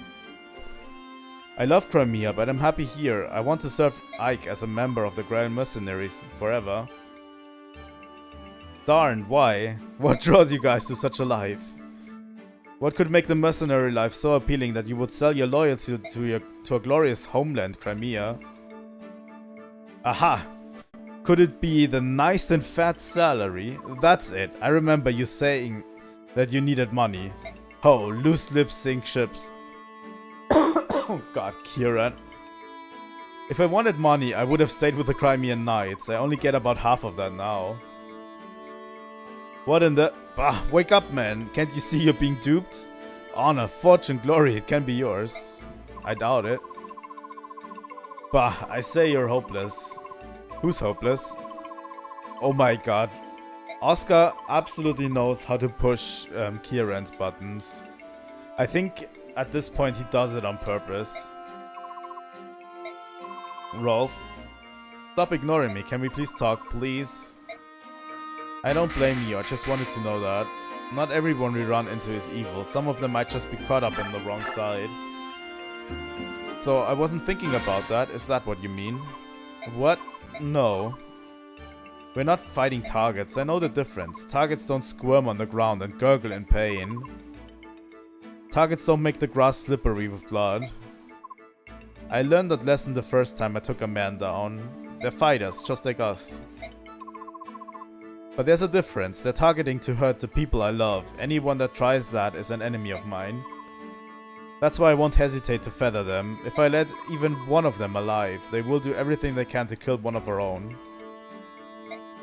I'm afraid of that. I won't stop spilling blood until it's over. Rolf, I don't want you to die. I don't want to lose anyone else. I'm sorry, Rolf. I'm so sorry. I thought you had changed. You used to be such a sweet boy. I thought you turned hard and didn't understand about death.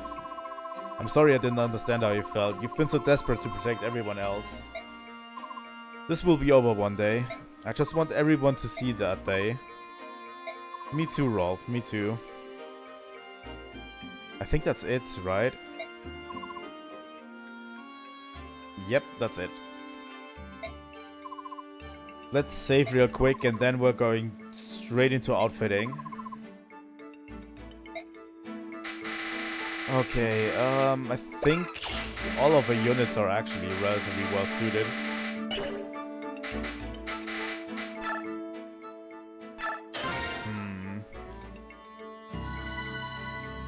Mia is well suited, Kieran is well suited, Nefene is well suited. I think we're still going strong in terms of equipment.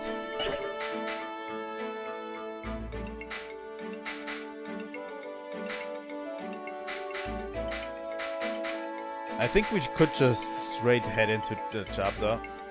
Let's do it. Is this the place? Yes, it is. It's rather heavily guarded. Even so, I think a direct attack would be our best chance of gaining entrance. Halt! Who goes there? What are you doing? This villa is the property of Duke Tanas, Senator of the Empire. No trespassing. I am Ike of the Grail Mercenaries. Under orders from the Apostle, we've been charged with investigating the Duke. What? The Apostle sent you? Wait here a moment. Alright, brother. We'll sneak around out here and see what we can see. Good idea. Leave it to us. If we get stopped, we can talk our way out of it. Alright, miss, let's get going. I think we might have one more chapter. Yeah. What is it I hear? That you lads claim to be here on the Apostle's business. We have a letter here that bears her seal. Well, I see. It appears genuine. Very well. Am I in a position to ask what exactly I am suspected of doing? We're here by the Apostle's leave. Do you honestly intend to make us discuss this private matter outside? Oh. No, of course not, never. I would never insult. Please come inside. Oh? Slavery? Me? The Apostle would honestly accuse me of such unfashionable thing as slaveholding. Oh ho ho ho. Do you claim no knowledge of such a thing? I've shown you every nook of my mansion, every cranny. I've been most thorough, have I not? And you saw no trace, not a single sign of any Lagoose here, did you? That is true.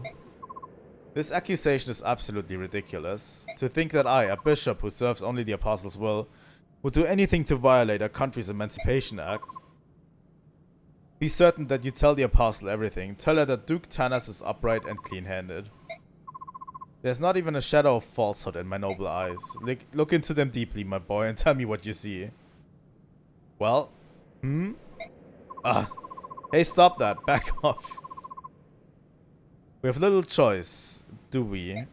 I think it would be best if we left for the time being. Hey, halt. You can't go in there. Ike, missed, what is it?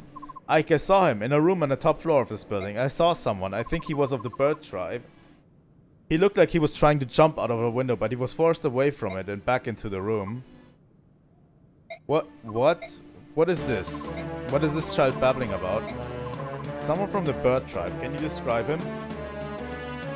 He had long hair. It was sparkling like gold, and the skin, it was so pale, almost translucent. Oh, and his wings, they were pure white. Is that accurate, Titania? It is, I saw him as well.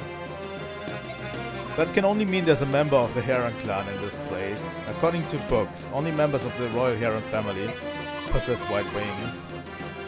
It appears that there is at least one room we have yet to see. What is it going to be, Duke Tanas? You can cooperate and show us this room that we somehow forgot, or... Guards, kill them. Kill them all. Don't let a single one escape. So this is how you want to play it, eh? I thought it might come to this. Mercenaries, it's time. I completely forgot about this chapter. Holy shit, did I forget about this chapter. Okay.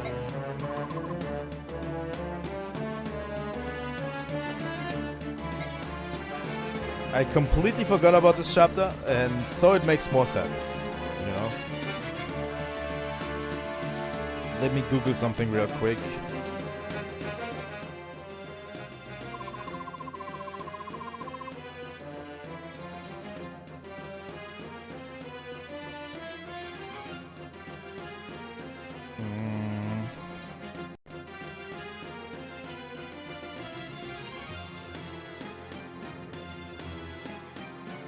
Real quick.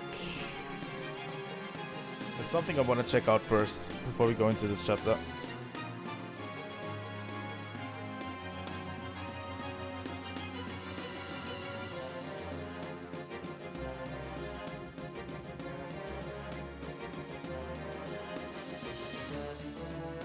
God damn it. Why is it so hard to find anything about units in these games?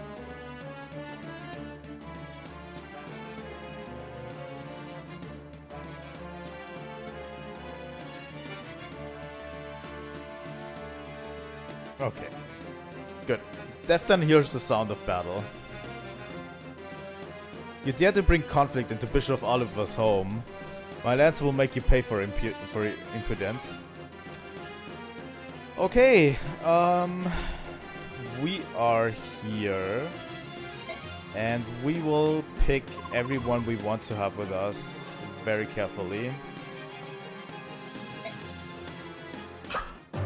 The problem is I would like to have Guthrie, but I can't have Guthrie, and I would like to have Jill because she's hanging a little bit behind, but I can't have Jill because I want Falk with us because he's a thief.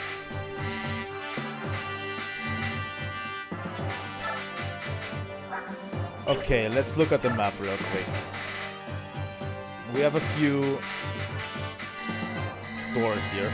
I remember this one being actually hard, so we'll see how good we fare in this one. You know?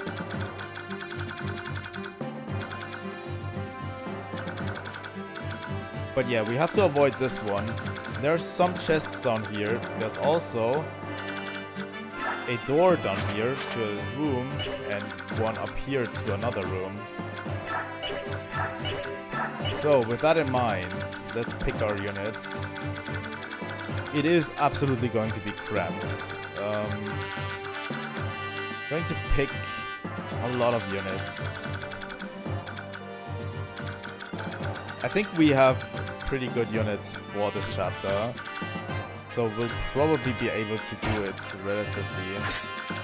I just remember that I had to reset, I think, every time I did this chapter. So we'll have to see how that goes, you know.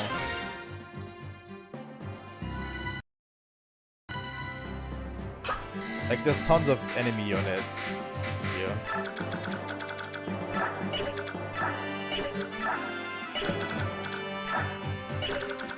And we have to move fast as well.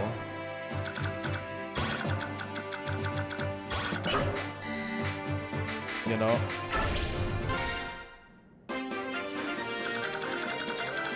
I'm going to put Mia up here. And Oscar right here. The thing is, we need to move relatively fast.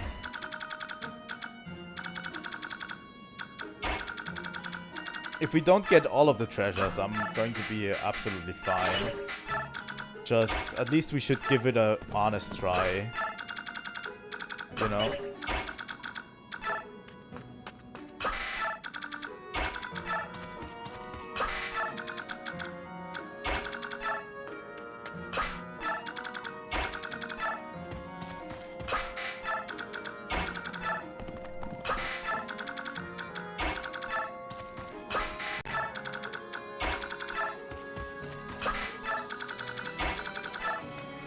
But yeah, as you might notice, Mia is level 20 and she still earns experience.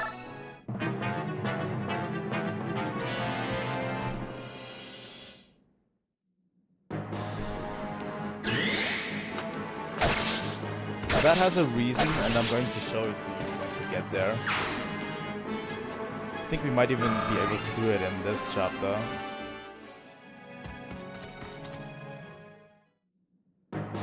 Okay. You know what, Boyd? You can actually take this guy on if you want to. 13 times 2.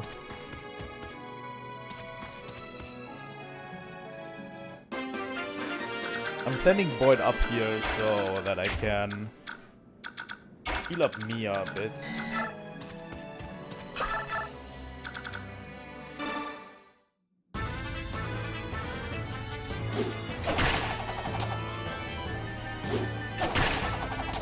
And send Mia full steam ahead into the fray.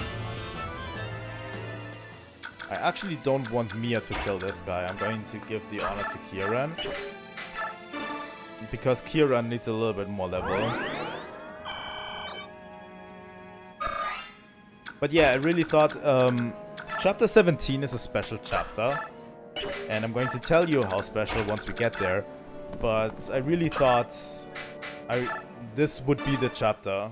But it's not. It's the next chapter that's going to be a special chapter. You know? I really thought this would be it, but it isn't. Okay.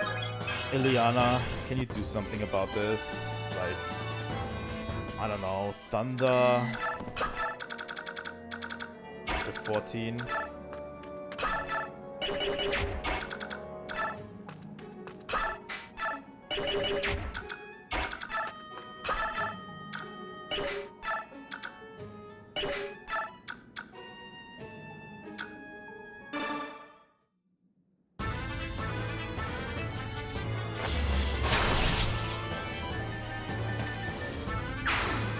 Okay, Oscar level 19.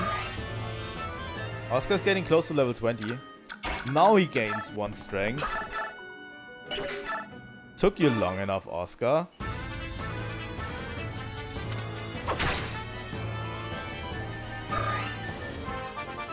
God, Rolf's bow.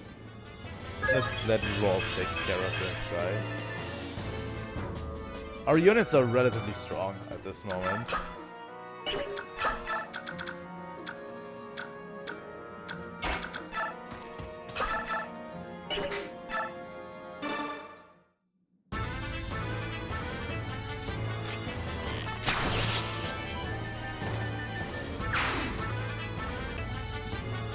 Okay.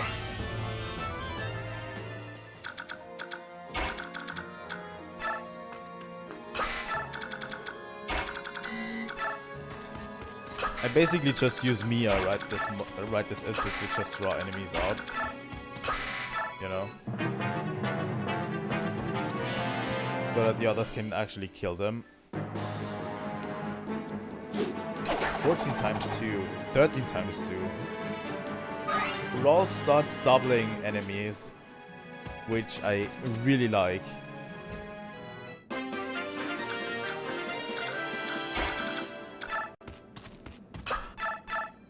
Rolf is generally a really good archer, in my opinion. Just speed. But yeah. Let's move on, shall we?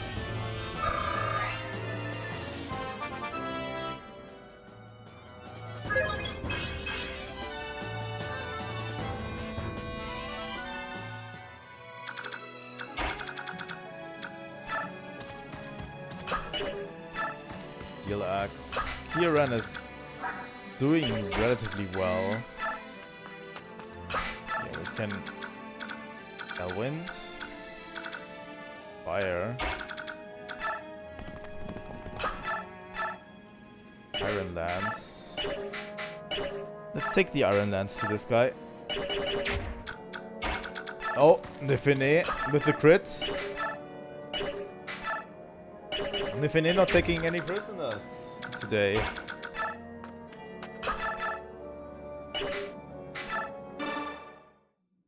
Okay, we can move on.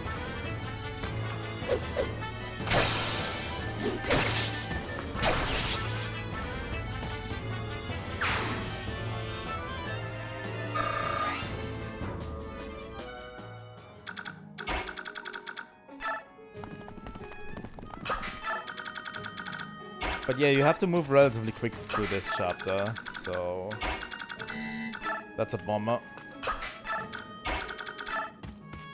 Yeah, Kieran is going to get a thunder from this guy. Not going to do anything.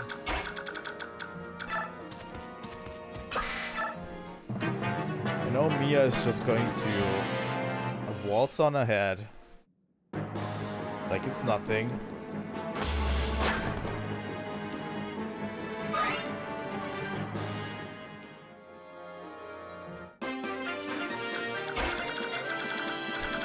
It's funny because the enemy has a 3% crit chance, but he does 0 damage, so that crit is not going to do any damage if he ever crits. Just resistance on Zoran. I prefer a little bit more magic, but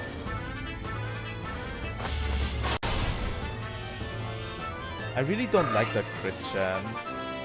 Really not.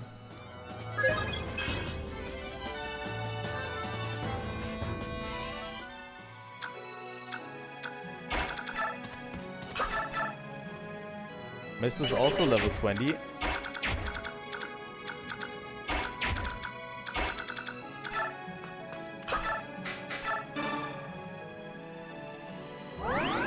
Iron Lance. He does only 8 damage, so maybe he would live the crit. If my calculations are correct. Fire Emblem is a lot about calculating as well.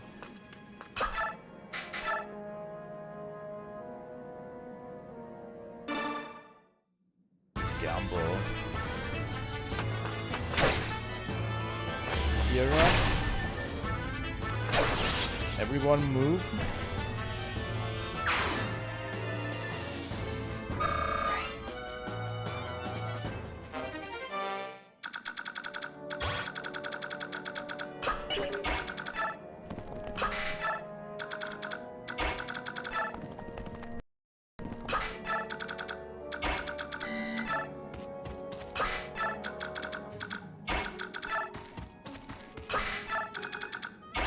Yeah, that did almost nothing to Mia.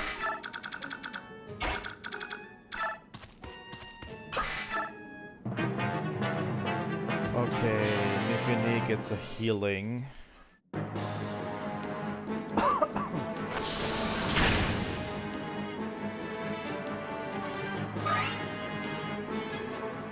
I think...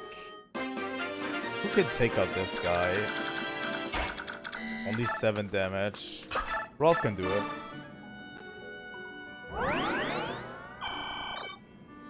That was a crit.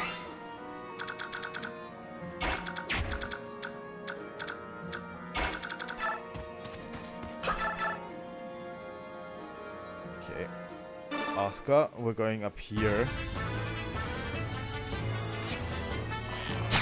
Volk. You will open the door next turn.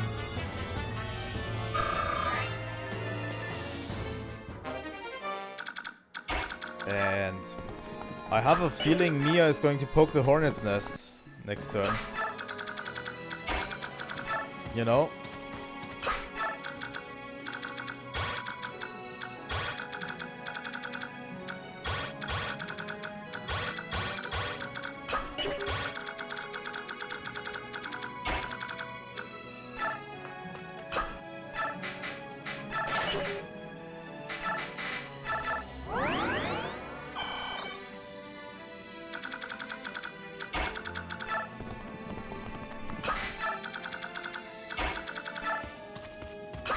Yep.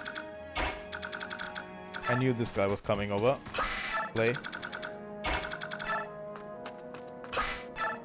Yeah, Mia is definitely not going to kill him. But she did crit him.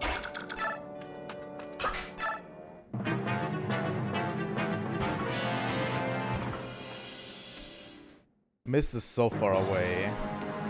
Sucks. But we'll have to do it.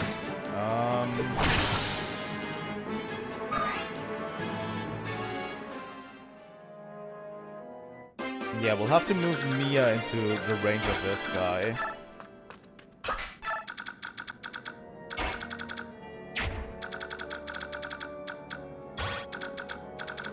I'll move Mia into this area.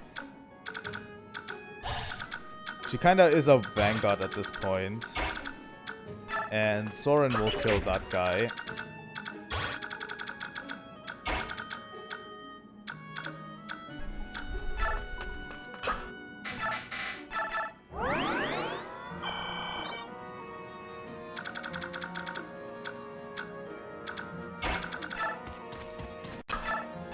There's a reason I'm moving this fast, by the way. Open this door. Fuck, this guy has a killer lance.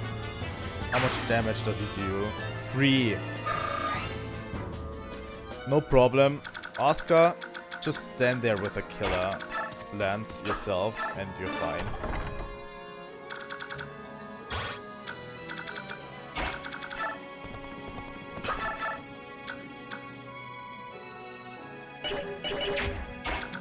Yeah, enemies have their levels shown.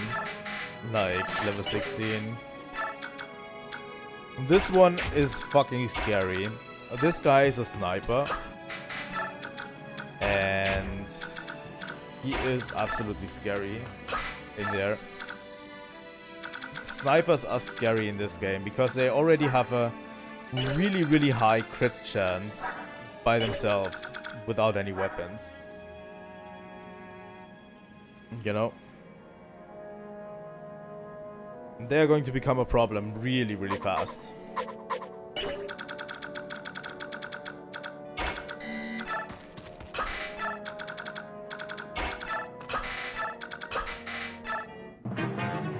And yeah, this guy with his killer lance, what is he about to do? Like, he would do, if he would crit, he would do 9 damage. With the crits. Like, it's almost laughably, you know?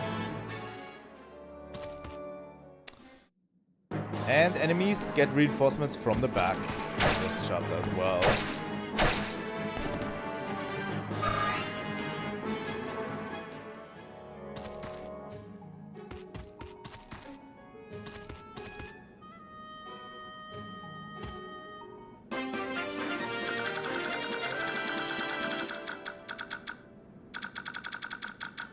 Oscar can take care of this guy.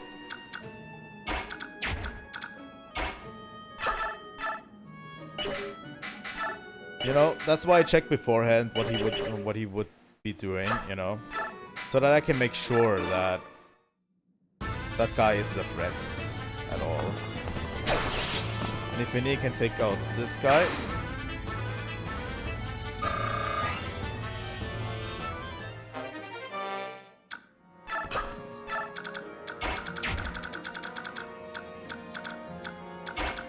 Okay.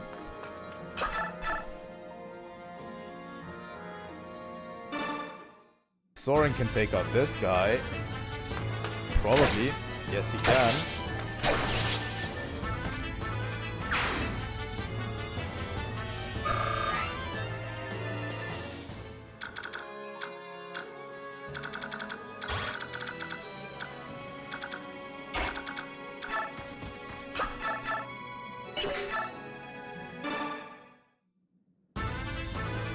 The only one we need to be actually concerned about is this guy.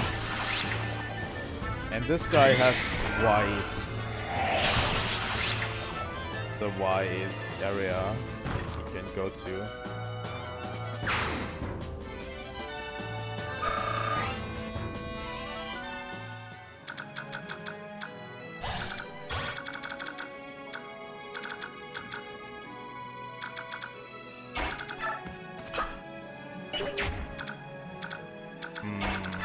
Let's put Mia here. And you...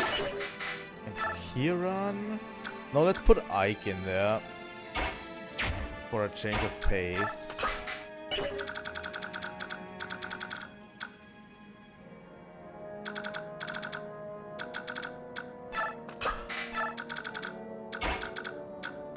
Meanwhile, Falk will rob them blind. With a silver lance.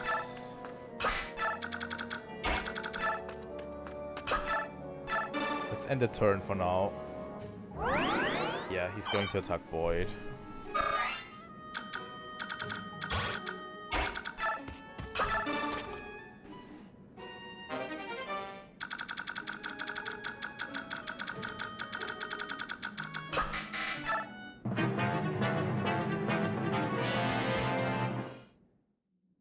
And a crit.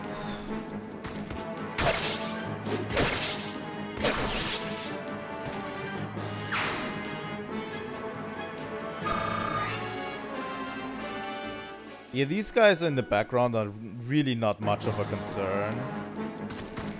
Really. Let's see who has the highest defense. Oscar has 16. Kieran has 12. Ike is 15. I'll give it to Oscar.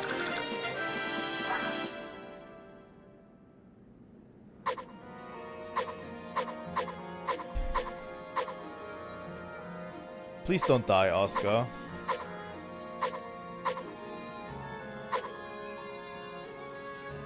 Shara icon. Nefine and Mia will move forward.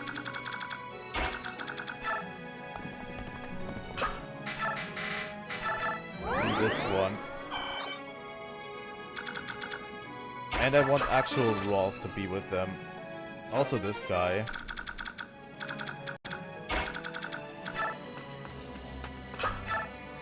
Let's see, let's have you with them.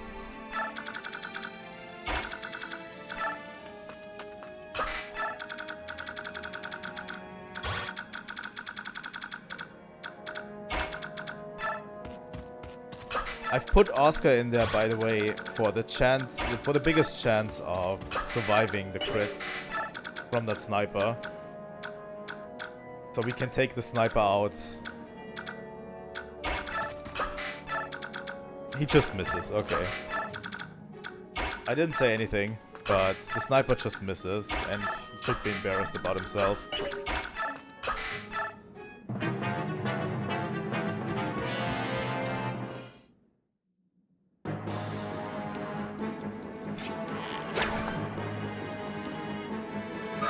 Nefine, strength, speed, yes. Strength, speed, and defense, I'll take it. Really good level. Like, those guys in the background are so slow.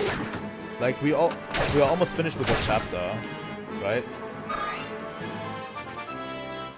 And this is why I wanted to move quickly, because these guys have a thief with them. And the thief is going to try to break into these areas up here.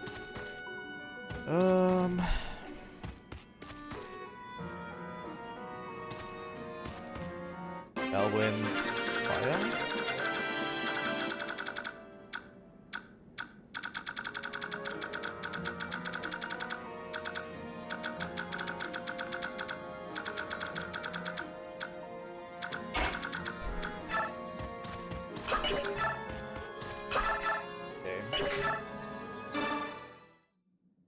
Okay, Soren. The problem is I want this guy. He has a heavy spear. He's relatively strong. I want to bait him into coming to us. So... Nifini has 13 defense. Mia has 9. So I'm going to bait this guy with Nifini.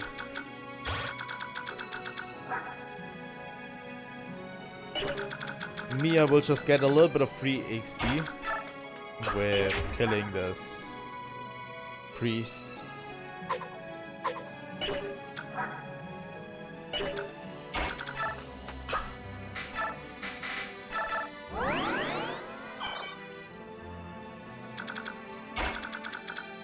And Rolf can just casually stroll over here.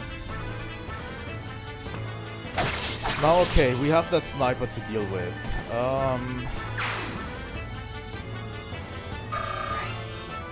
Why not let Boyd handle it?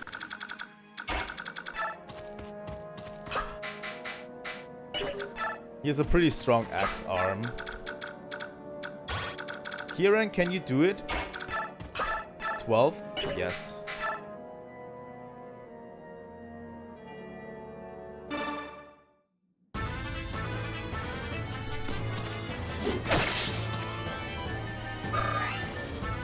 Like, we still have Ike as a reserve around here.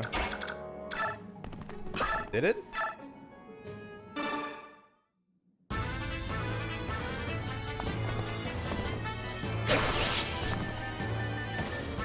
Let me check. In terms of music, it doesn't.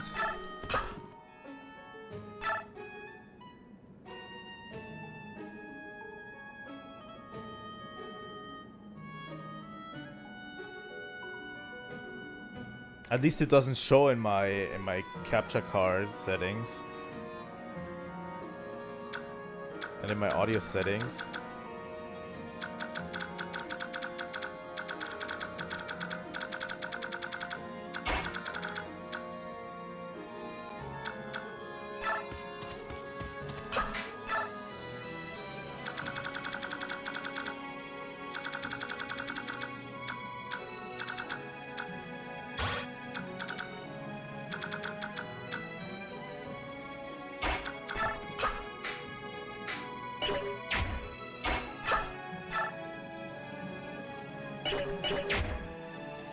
Seems pretty in sync to me.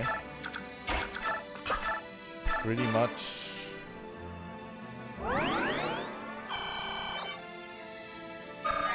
Okay, this guy's attacking Boyd, which is okay. Boyd has the express problem, he's having a killer axe. So he can one-shot enemies relatively quickly.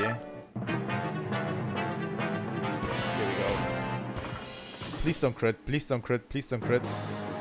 Forgiveness, please. Defdan will try to restrain himself.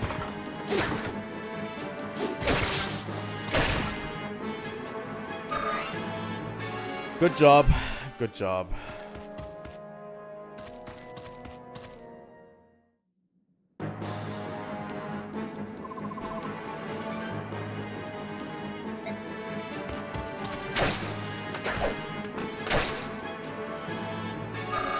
Is it still out of sync?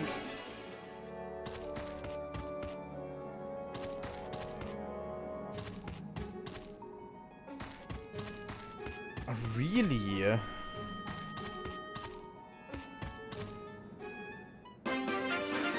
You know what? I'm going to quickly...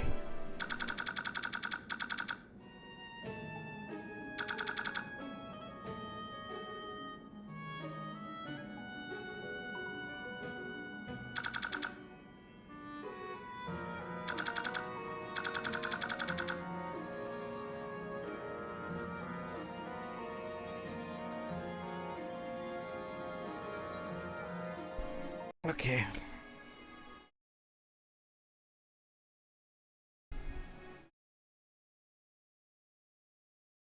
Camera, where is it? Where is the capture device? There it is.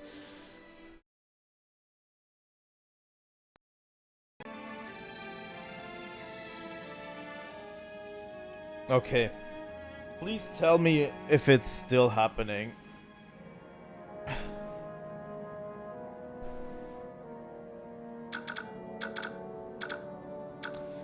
First off, use Rolf and talk to Defdan. Defdan needs to be spoken to by one of the children in the party, like Rolf, Miss, or any of the others. Uh-oh, this won't do. Youngsters like you aren't supposed to be fighting, you know. Huh? Who are you, sir? Sir? Oh, Defdan is no knight. Defdan is just a simple man who was imprisoned for looking at the flower garden. Punishment was to work here for an entire year without pay, unfortunately. Is that so? That doesn't seem fair. This sad world little of fair, does it? Now tell me, young one, what are you doing here? Well, there's a Lagoose birdman being held captive here. I came to help him.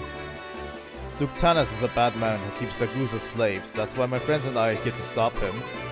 Slaves? That is not acceptable.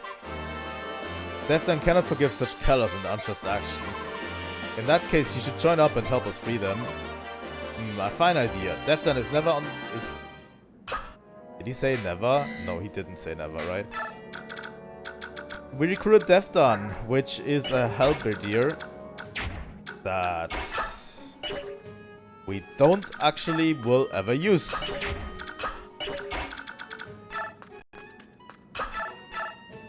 That's how it goes.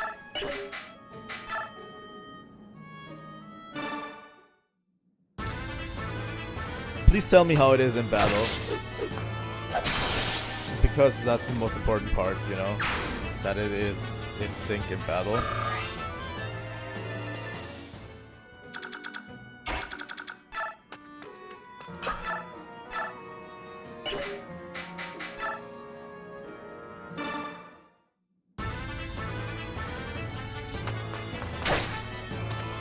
Okay. I'll take that as a sign. I will use Defdan for this occasion only once, by the way. Because this side of the room needs a little bit of helping out, because they are pretty few only, you know. Okay.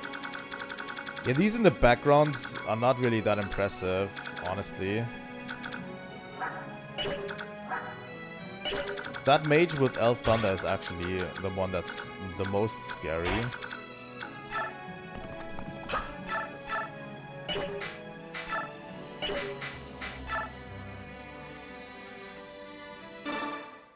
Oscar can take out this guy. With a crit as well.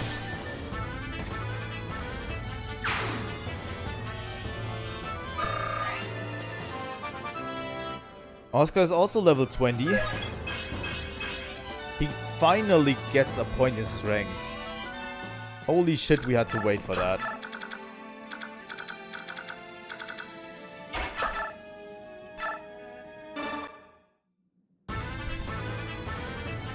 I don't know, maybe it was the capture card screwing up, but the problem is this capture card is new.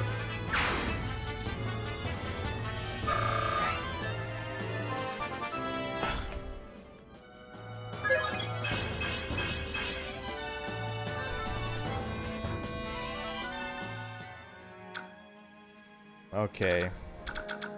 Then we have this guy to deal with. which Ileana will promptly do if I know her.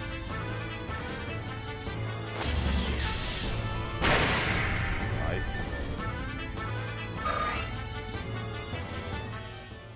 I think pretty much Volk is going down and he's going to get all of the treasure down there.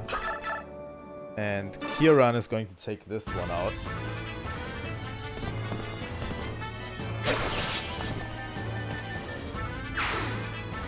I think we're doing pretty well for ourselves in this chapter. Strength, speed, defense. That's a good one.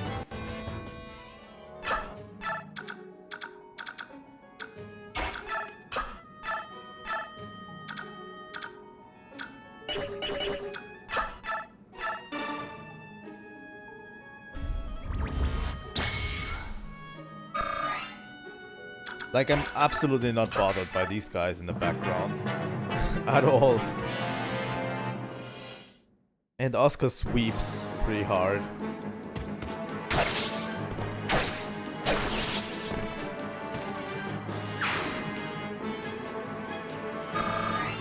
Oscar is finally taking his role as he should have done it before.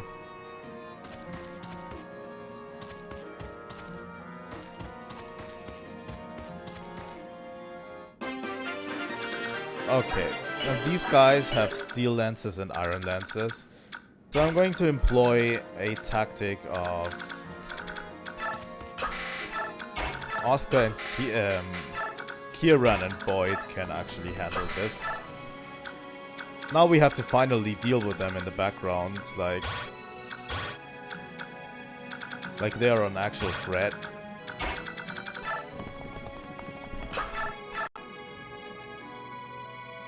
Ooh.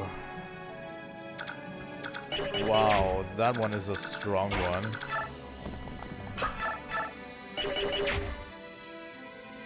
Both of those guys are pretty strong.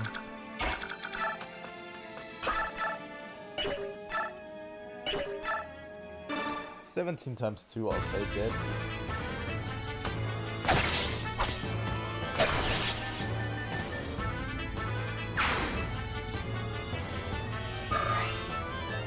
And class change. This is what I was telling you about. This is what is called in Fire Emblem as a promotion. Each class can usually do it. Once you reach level 20 and you earn another level, your unit is promoted to a different, stronger class. And Mia is becoming a swordmaster instead of a myrmidon.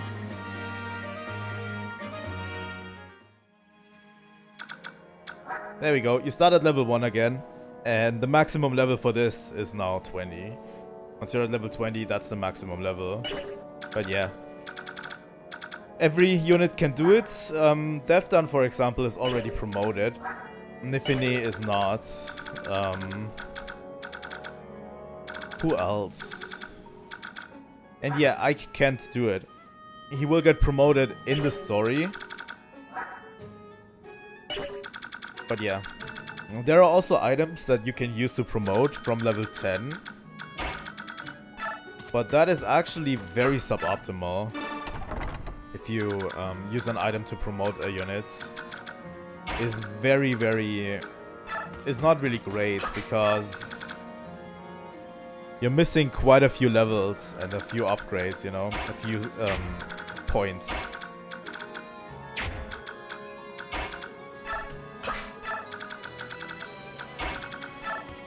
Like, the levels that you get from level 10 to level 20 actually matter.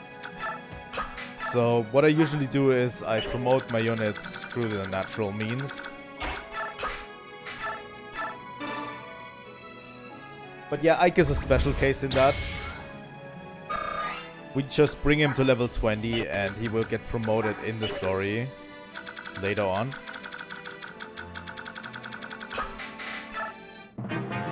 Which is relatively soon, but yeah. If you know, at the beginning of the game, Titania, and Titania is already a promoted unit, you know. That's why she is that strong. She's already a promoted unit, but she siphons away a lot of experience points you need actually early on. So using her is actually kind of suboptimal in my opinion. If you use it too much.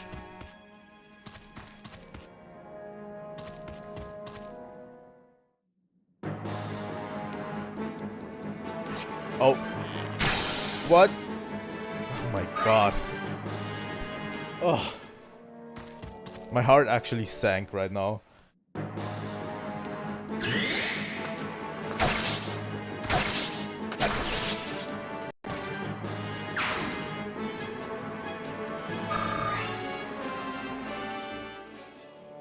But yeah, from my experience, already promoted units tend actually to be a little bit weaker.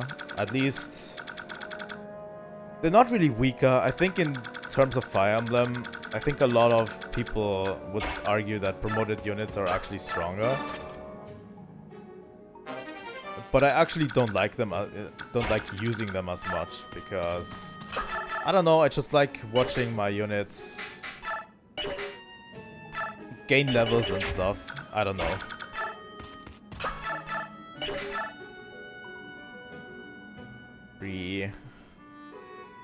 Yeah, let's do it. Let's go in with Soren.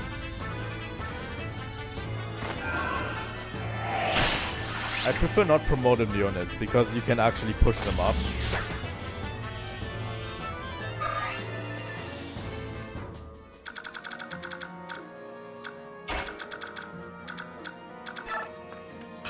Maybe that is the wrong stance to take, but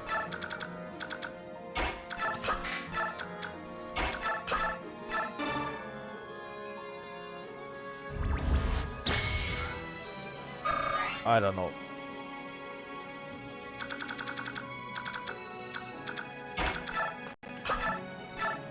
Okay, and if Vinny can take this guy out.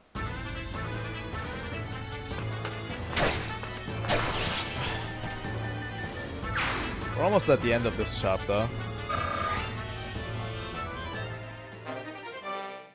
The chest key.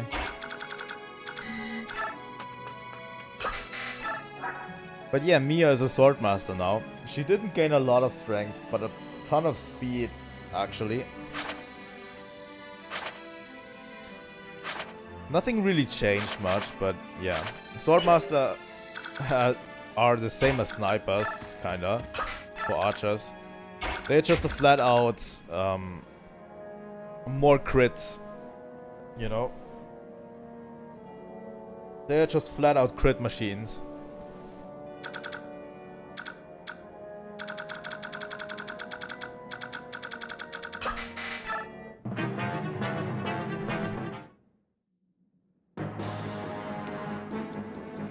And yeah, I think the reason I use Mia is actually... well, Mia is my favorite character. Yeah, speed is for double attacks. Wow, Soren. Nothing, huh? Speed is good. The thing about Mia is she needs a little bit of help in the strength department. Because when you later on can hit your opponents double, but you actually don't do any damage, that's also not as great. And Mia has a bit of a trouble getting her strength up.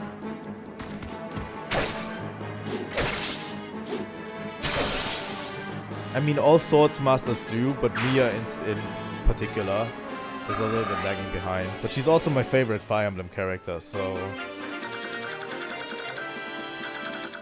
And it's just in this game, by the way. I've used Mia in Radiant Dawn so much.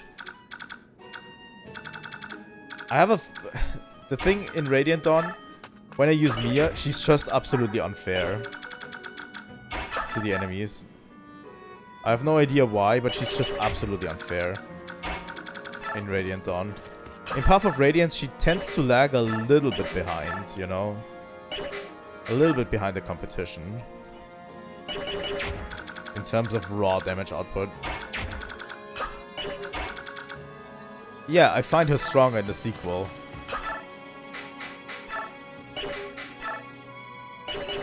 There is a few reasons why she's stronger in the sequel.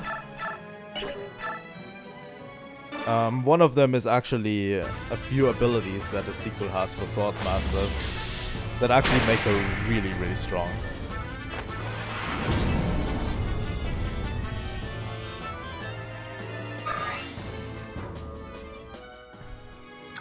You will see in the final chapter, she's going to struggle a bit to keep up with the competition in the final chapter. But only in the final chapter. She's really good all the way throughout the game. But in the final chapter, there's a few enemies that she will really struggle against. You know?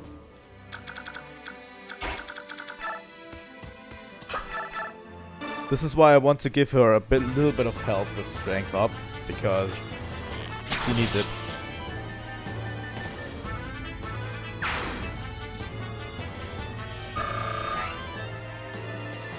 Okay, that's this guy done.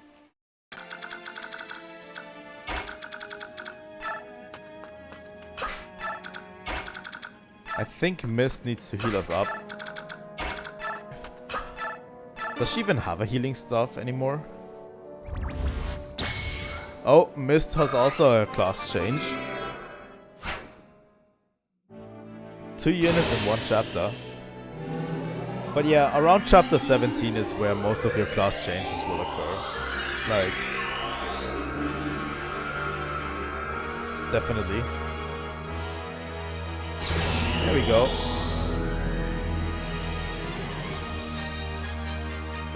Valkyrie. She gains a little bit of strength and speed.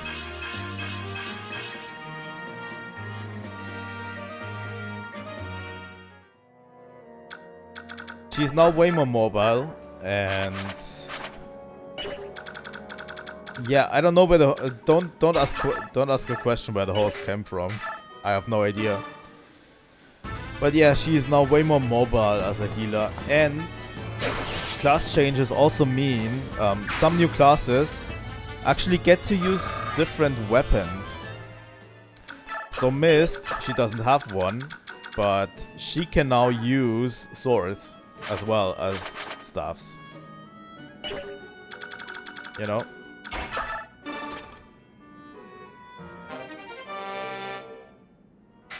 Luck.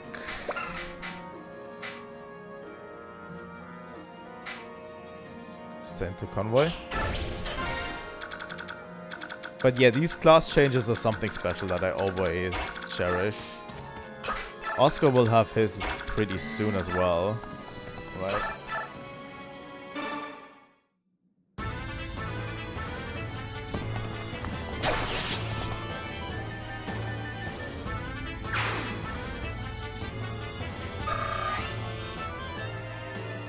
Okay.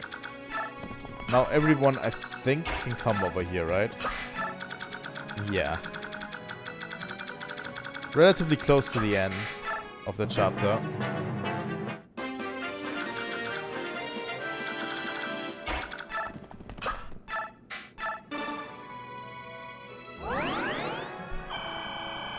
There's also one chapter specifically we want Mist to be leveled up for. But yeah, we're going to get into that once we get to the chapter. Oh my god. This guy straight up kills Soren.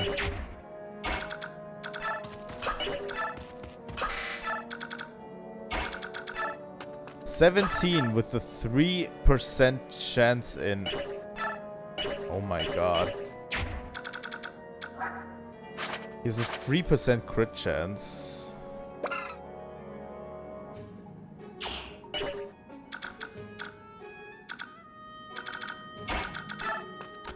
But yeah, as you can see, Mia already has a 17% crit chance on a normal sword.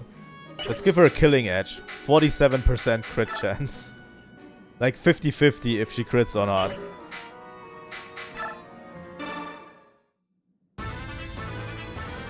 There we go. That crit was unnecessary.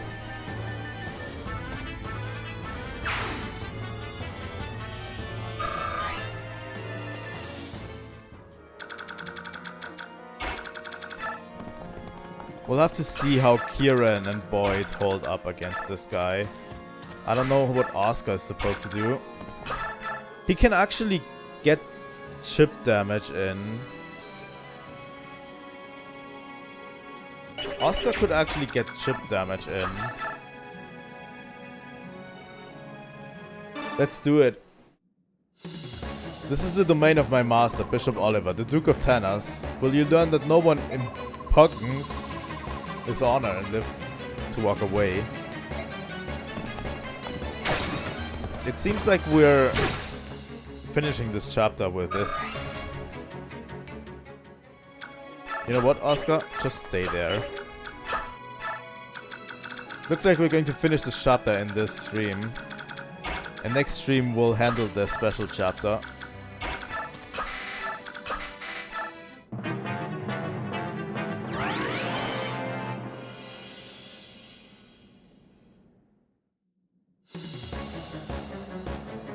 But yeah, this guy is a fucking tank. By the way.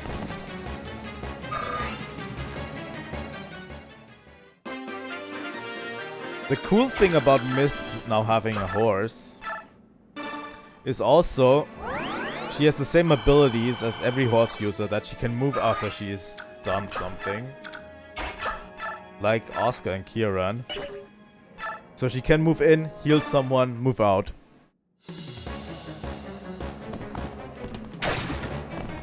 Which is really strong. I think Oscar might even get his class promotion here.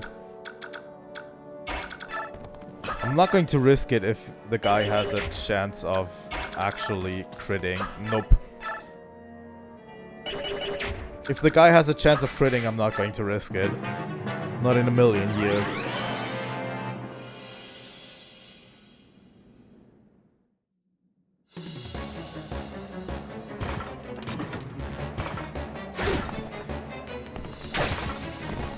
Class promotion.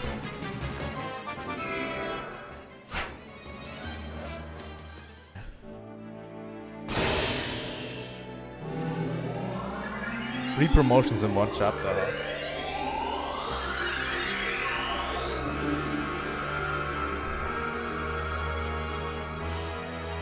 There we go, Oscar.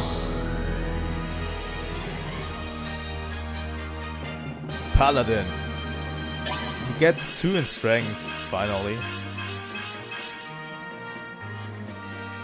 Paladins are something special. Depending on where they come from, you can select one of these weapon types to be usable by them. So I could give Oscar swords, axes, or bows. I'm going to give him a bow. For one particular reason.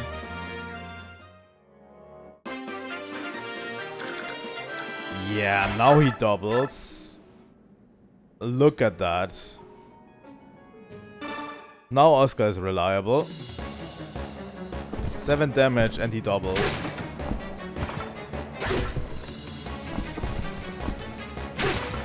But yeah, Oscar is now the same class as Titania, by the way.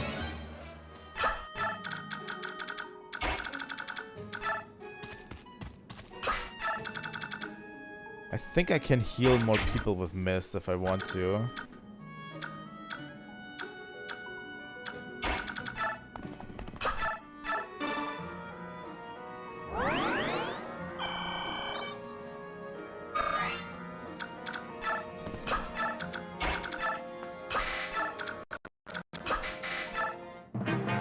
Oscar will actually go for the kill this time.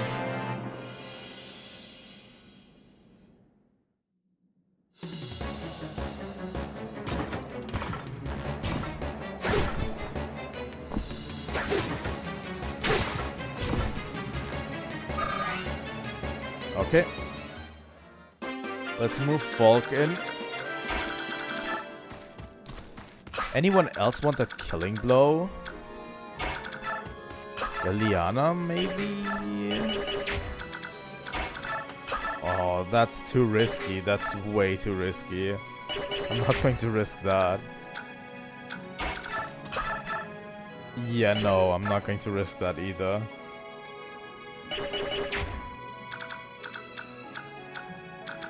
Nope, I'm not going to risk any of that. Sorry.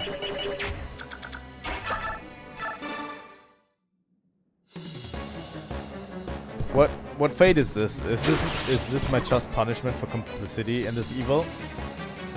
Probably.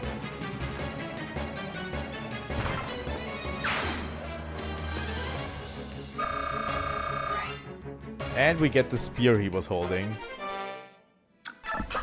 Since the goal of this chapter is seizing, we have enough turns so we can actually get those 2 treasure chests. We get bolting, which is good. And we get physic. And with that, let's clear the map. We've done it. Ah. Oh, my sweet, beautiful little bird. Don't be frightened. Come, let us fly away together. Stay away from me, you filthy man.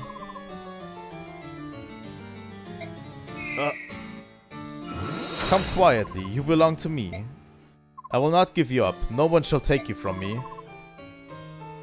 Though the price may be my life, I will never cooperate with you. Hey, where are you, Duke Tanas? Are you in here? Ah, no. Duke Tanas? Who are you? You're the Serenis. Are you unharmed? We've come to help you. Your injury. Did that man do that to you? This wound must be tended to.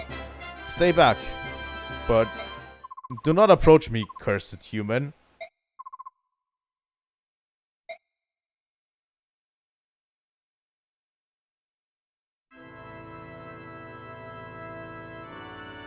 The Grail mercenaries have returned. Ah, Master Ike, it is good to see you well. How went the mission? Did you unearth any meaningful proof? Where is the Apostle? Master Ike? I must speak with the Apostle. Where is she? Apostle Sanaki is in the garden having a pleasant conversation with Princess Elentia. I will go directly and see if she will meet with you. Please wait here. In the garden? Great. Ah, Master Ike, no, you mustn't behave so. You will cause such problems. Apostle? What are you doing? How dare you approach me unannounced? This is most inappropriate and I will not... What has happened, my Lord Ike? All of it. I want to hear all of it, now. What are you talking about? Master Ike, one must not speak to the Apostle in such a discourteous fashion. 20 years ago, something happened in Serena's forest. Something terrible. I want to know. What? Master Ike? What happened 20 years ago? Well... You found one of the Heron clan, and the Serena's noble no less. One of them still lives. But that such thing... Apostle Sanaki... Tell me. That is a very difficult problem. How to impart this tale. It would appear that no one is willing to begin this story. That being so, I would open with what is commonly known of the matter. Do you find this acceptable? And you are? He's a friend of mine, Nazir. If you know something, I would hear it. When you're done, the Apostle can clarify. Agreed? It begins with the assassination of the previous Benion Apostle. It was 20 years ago, 1 year after the Declaration of Emancipation was made. The leader at the time was the Apostle Misaha, who was adored by the public who was more adored by the public than any apostle before or since. When she was assassinated, the citizenry was racked with grief. All of Benion despaired. And then a rumor began to circulate that the assassination was the work of the Serenes Herons. In the twinkling of an eye, the rumor spread throughout the Binion capital. One night shortly thereafter, it happened. The citizens grew violent. They massed at the edge of Serenus Forest, home of their supposed enemy, and set it to burn. The crowd raged on for 3 nights, and in the end, the Heron clan was lost. But their involvement was just a rumor, wasn't it? Why did they... Oh, the shame of it. Apostle, the remainder of the tale is yours. You stand as the Empress of Binion. You're responsible for the acts of the citizens, are you not? False. The accusation was completely false. The assassination of the Apostle was not the work of the Serenus clan. That is correct. The Heron clan possessed no fighting skills. Their tribe survived by living a life of peace and piety within the forest. Unlike other Lagoos, they never focused on developing their strength for the purposes of combat. Anyone with any knowledge of Lagoos would have known such a thing. At the very least, the citizens of Binion would have known this. However, they had lost a leader, and in their grief, they cared little for the truth. They were merely looking for some way to vent their rage and despair. Isn't that true, Apostle? Please, Lord Nasir, your tone of voice. It's alright, Princess Elincia. He speaks the truth, be it with a sharpened tongue or no. Ike, the bird tribes of Finistis target only Binion ships with their piracy. The ravens of Kilvas are after cargo, and so they attack everyone with equal vigor. The Hawk clans, however, hold the Heron clan as brethren, and still remember the false accusations and their brutal murder. The Heron at Oliver's mansion, he slapped my hand away when I tried to help him. He had such hatred in his eyes. When he leapt from the window, he spoke to me. Remember the genocide, he said. 20 years have passed, but I will never forgive what you did. Such needless pain. It may sound like utter hypocrisy, but my people regret deeply the actions of that horrific night. We stole the Heron clan from this world. Every time we see the blackened forest, our grave sin comes back to haunt us. Apostle, you're honorable. The majority of the senators have done their best to banish all memory of the Serenus and that night, yet you have resisted. That is your intent, is it not? You're not like them. You're attempting to take responsibility for the actions of the people. To undo the wrongs of the past, you launch your own investigation into the Lagoos emancipation issue. You've even gone so far as to hire outsiders like Ike and his mercenaries to expose the problem, haven't you? And Princess Elincia? Yes? I would like once more to make use of your escorts. Will you grant me this boon? Of course, that is, if Ike and this group agree, I have no objection to your proposal. Depends on what you want. The member of the Heron clan you met, I want to find him. I want to meet with him. I want to speak with him. If that is your wish, we will do it. In any case, we let that monster Oliver slip through our grasp. Grasp. We'll handle both tasks at the same time. I'm counting on you. So yeah.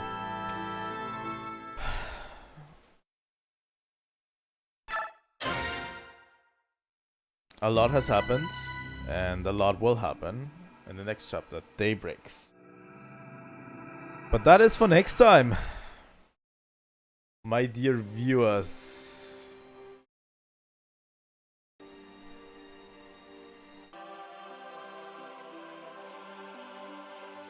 That is for next time. And the next chapter is going to be a very special chapter. Chapter 17 is taking place entirely in the Serenus Forest. We're going to try to find that Heron. And we have to confront Oliver in one chapter. The next chapter is a 4-part chapter. So the next chapter has 4 parts to it individually, with save points in between. So we have 4 different battles to take place, which is it's an incredibly long chapter. You gain a lot of experience in it. But yeah, it's a special chapter, and we're going to tackle it next time. It takes entirely place in the forest. There's tons of units, there's tons of game mechanics. And there's probably going to be a tons of resets because some of those parts of the chapters are really, really difficult, you know? But yeah. But that's about it for today. Next Thursday, we're going to continue with chapter 17. But yeah, I really thought chapter 17 would probably be here today, but it isn't. Which is good, but also we'll do it next time, you know. Like, we're dealing with a lot of hatred on both sides here, and yeah, I find that the game tackles a lot of real-world issues that we have in a really meaningful way, in my opinion, which is why its story is so good, in my opinion, as well, you know. But yeah. Next chapter is going to be definitely a turning point in the story. I always find chapter 17... After chapter 17, there's so much happening because, you know, we gained the favor of the Apostle. And after chapter 17, we actually start fighting back. Which, you know, be prepared for the turning point in the story because I really, really enjoy that part of the story. Like, from this chapter to this chapter, it's always been like, we are on the back foot, you know? We are just fleeing, we are just defending. But yeah.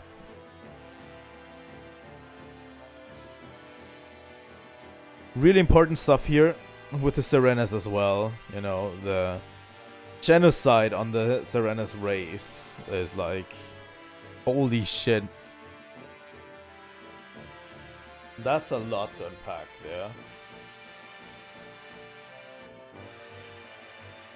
And I actually like what Radiant Dawn did to it next game, to this plot point, because honestly, if you watch the story closely, you might realize the story might go in a way where everything is just forgotten after the story, but Radiant Dawn proves it's not like this, you know? It's not that easy. So yeah, I really, really enjoy the story. I really, really enjoy the combat. We have our first promoted units. Next chapter we're going to definitely promote more units. I want to have more units that are a little bit weaker have center stage, so we can actually promote them as well. And yeah, that's it for today. If you want to see more on Fire Emblem, please leave a like and subscribe. It helps out the channel a huge amount. All of you have a really, really, really, really good weekend. I don't know what I'll play tomorrow, or if I'm going to play something tomorrow, or on Sunday. I have no idea if I have time for anything on this weekend, but we'll see. I'm going to announce it as early as I can, obviously. And that's it for today. You can also find my socials in the description for the video, as usual. And I will see all of you next time. Trilightning out.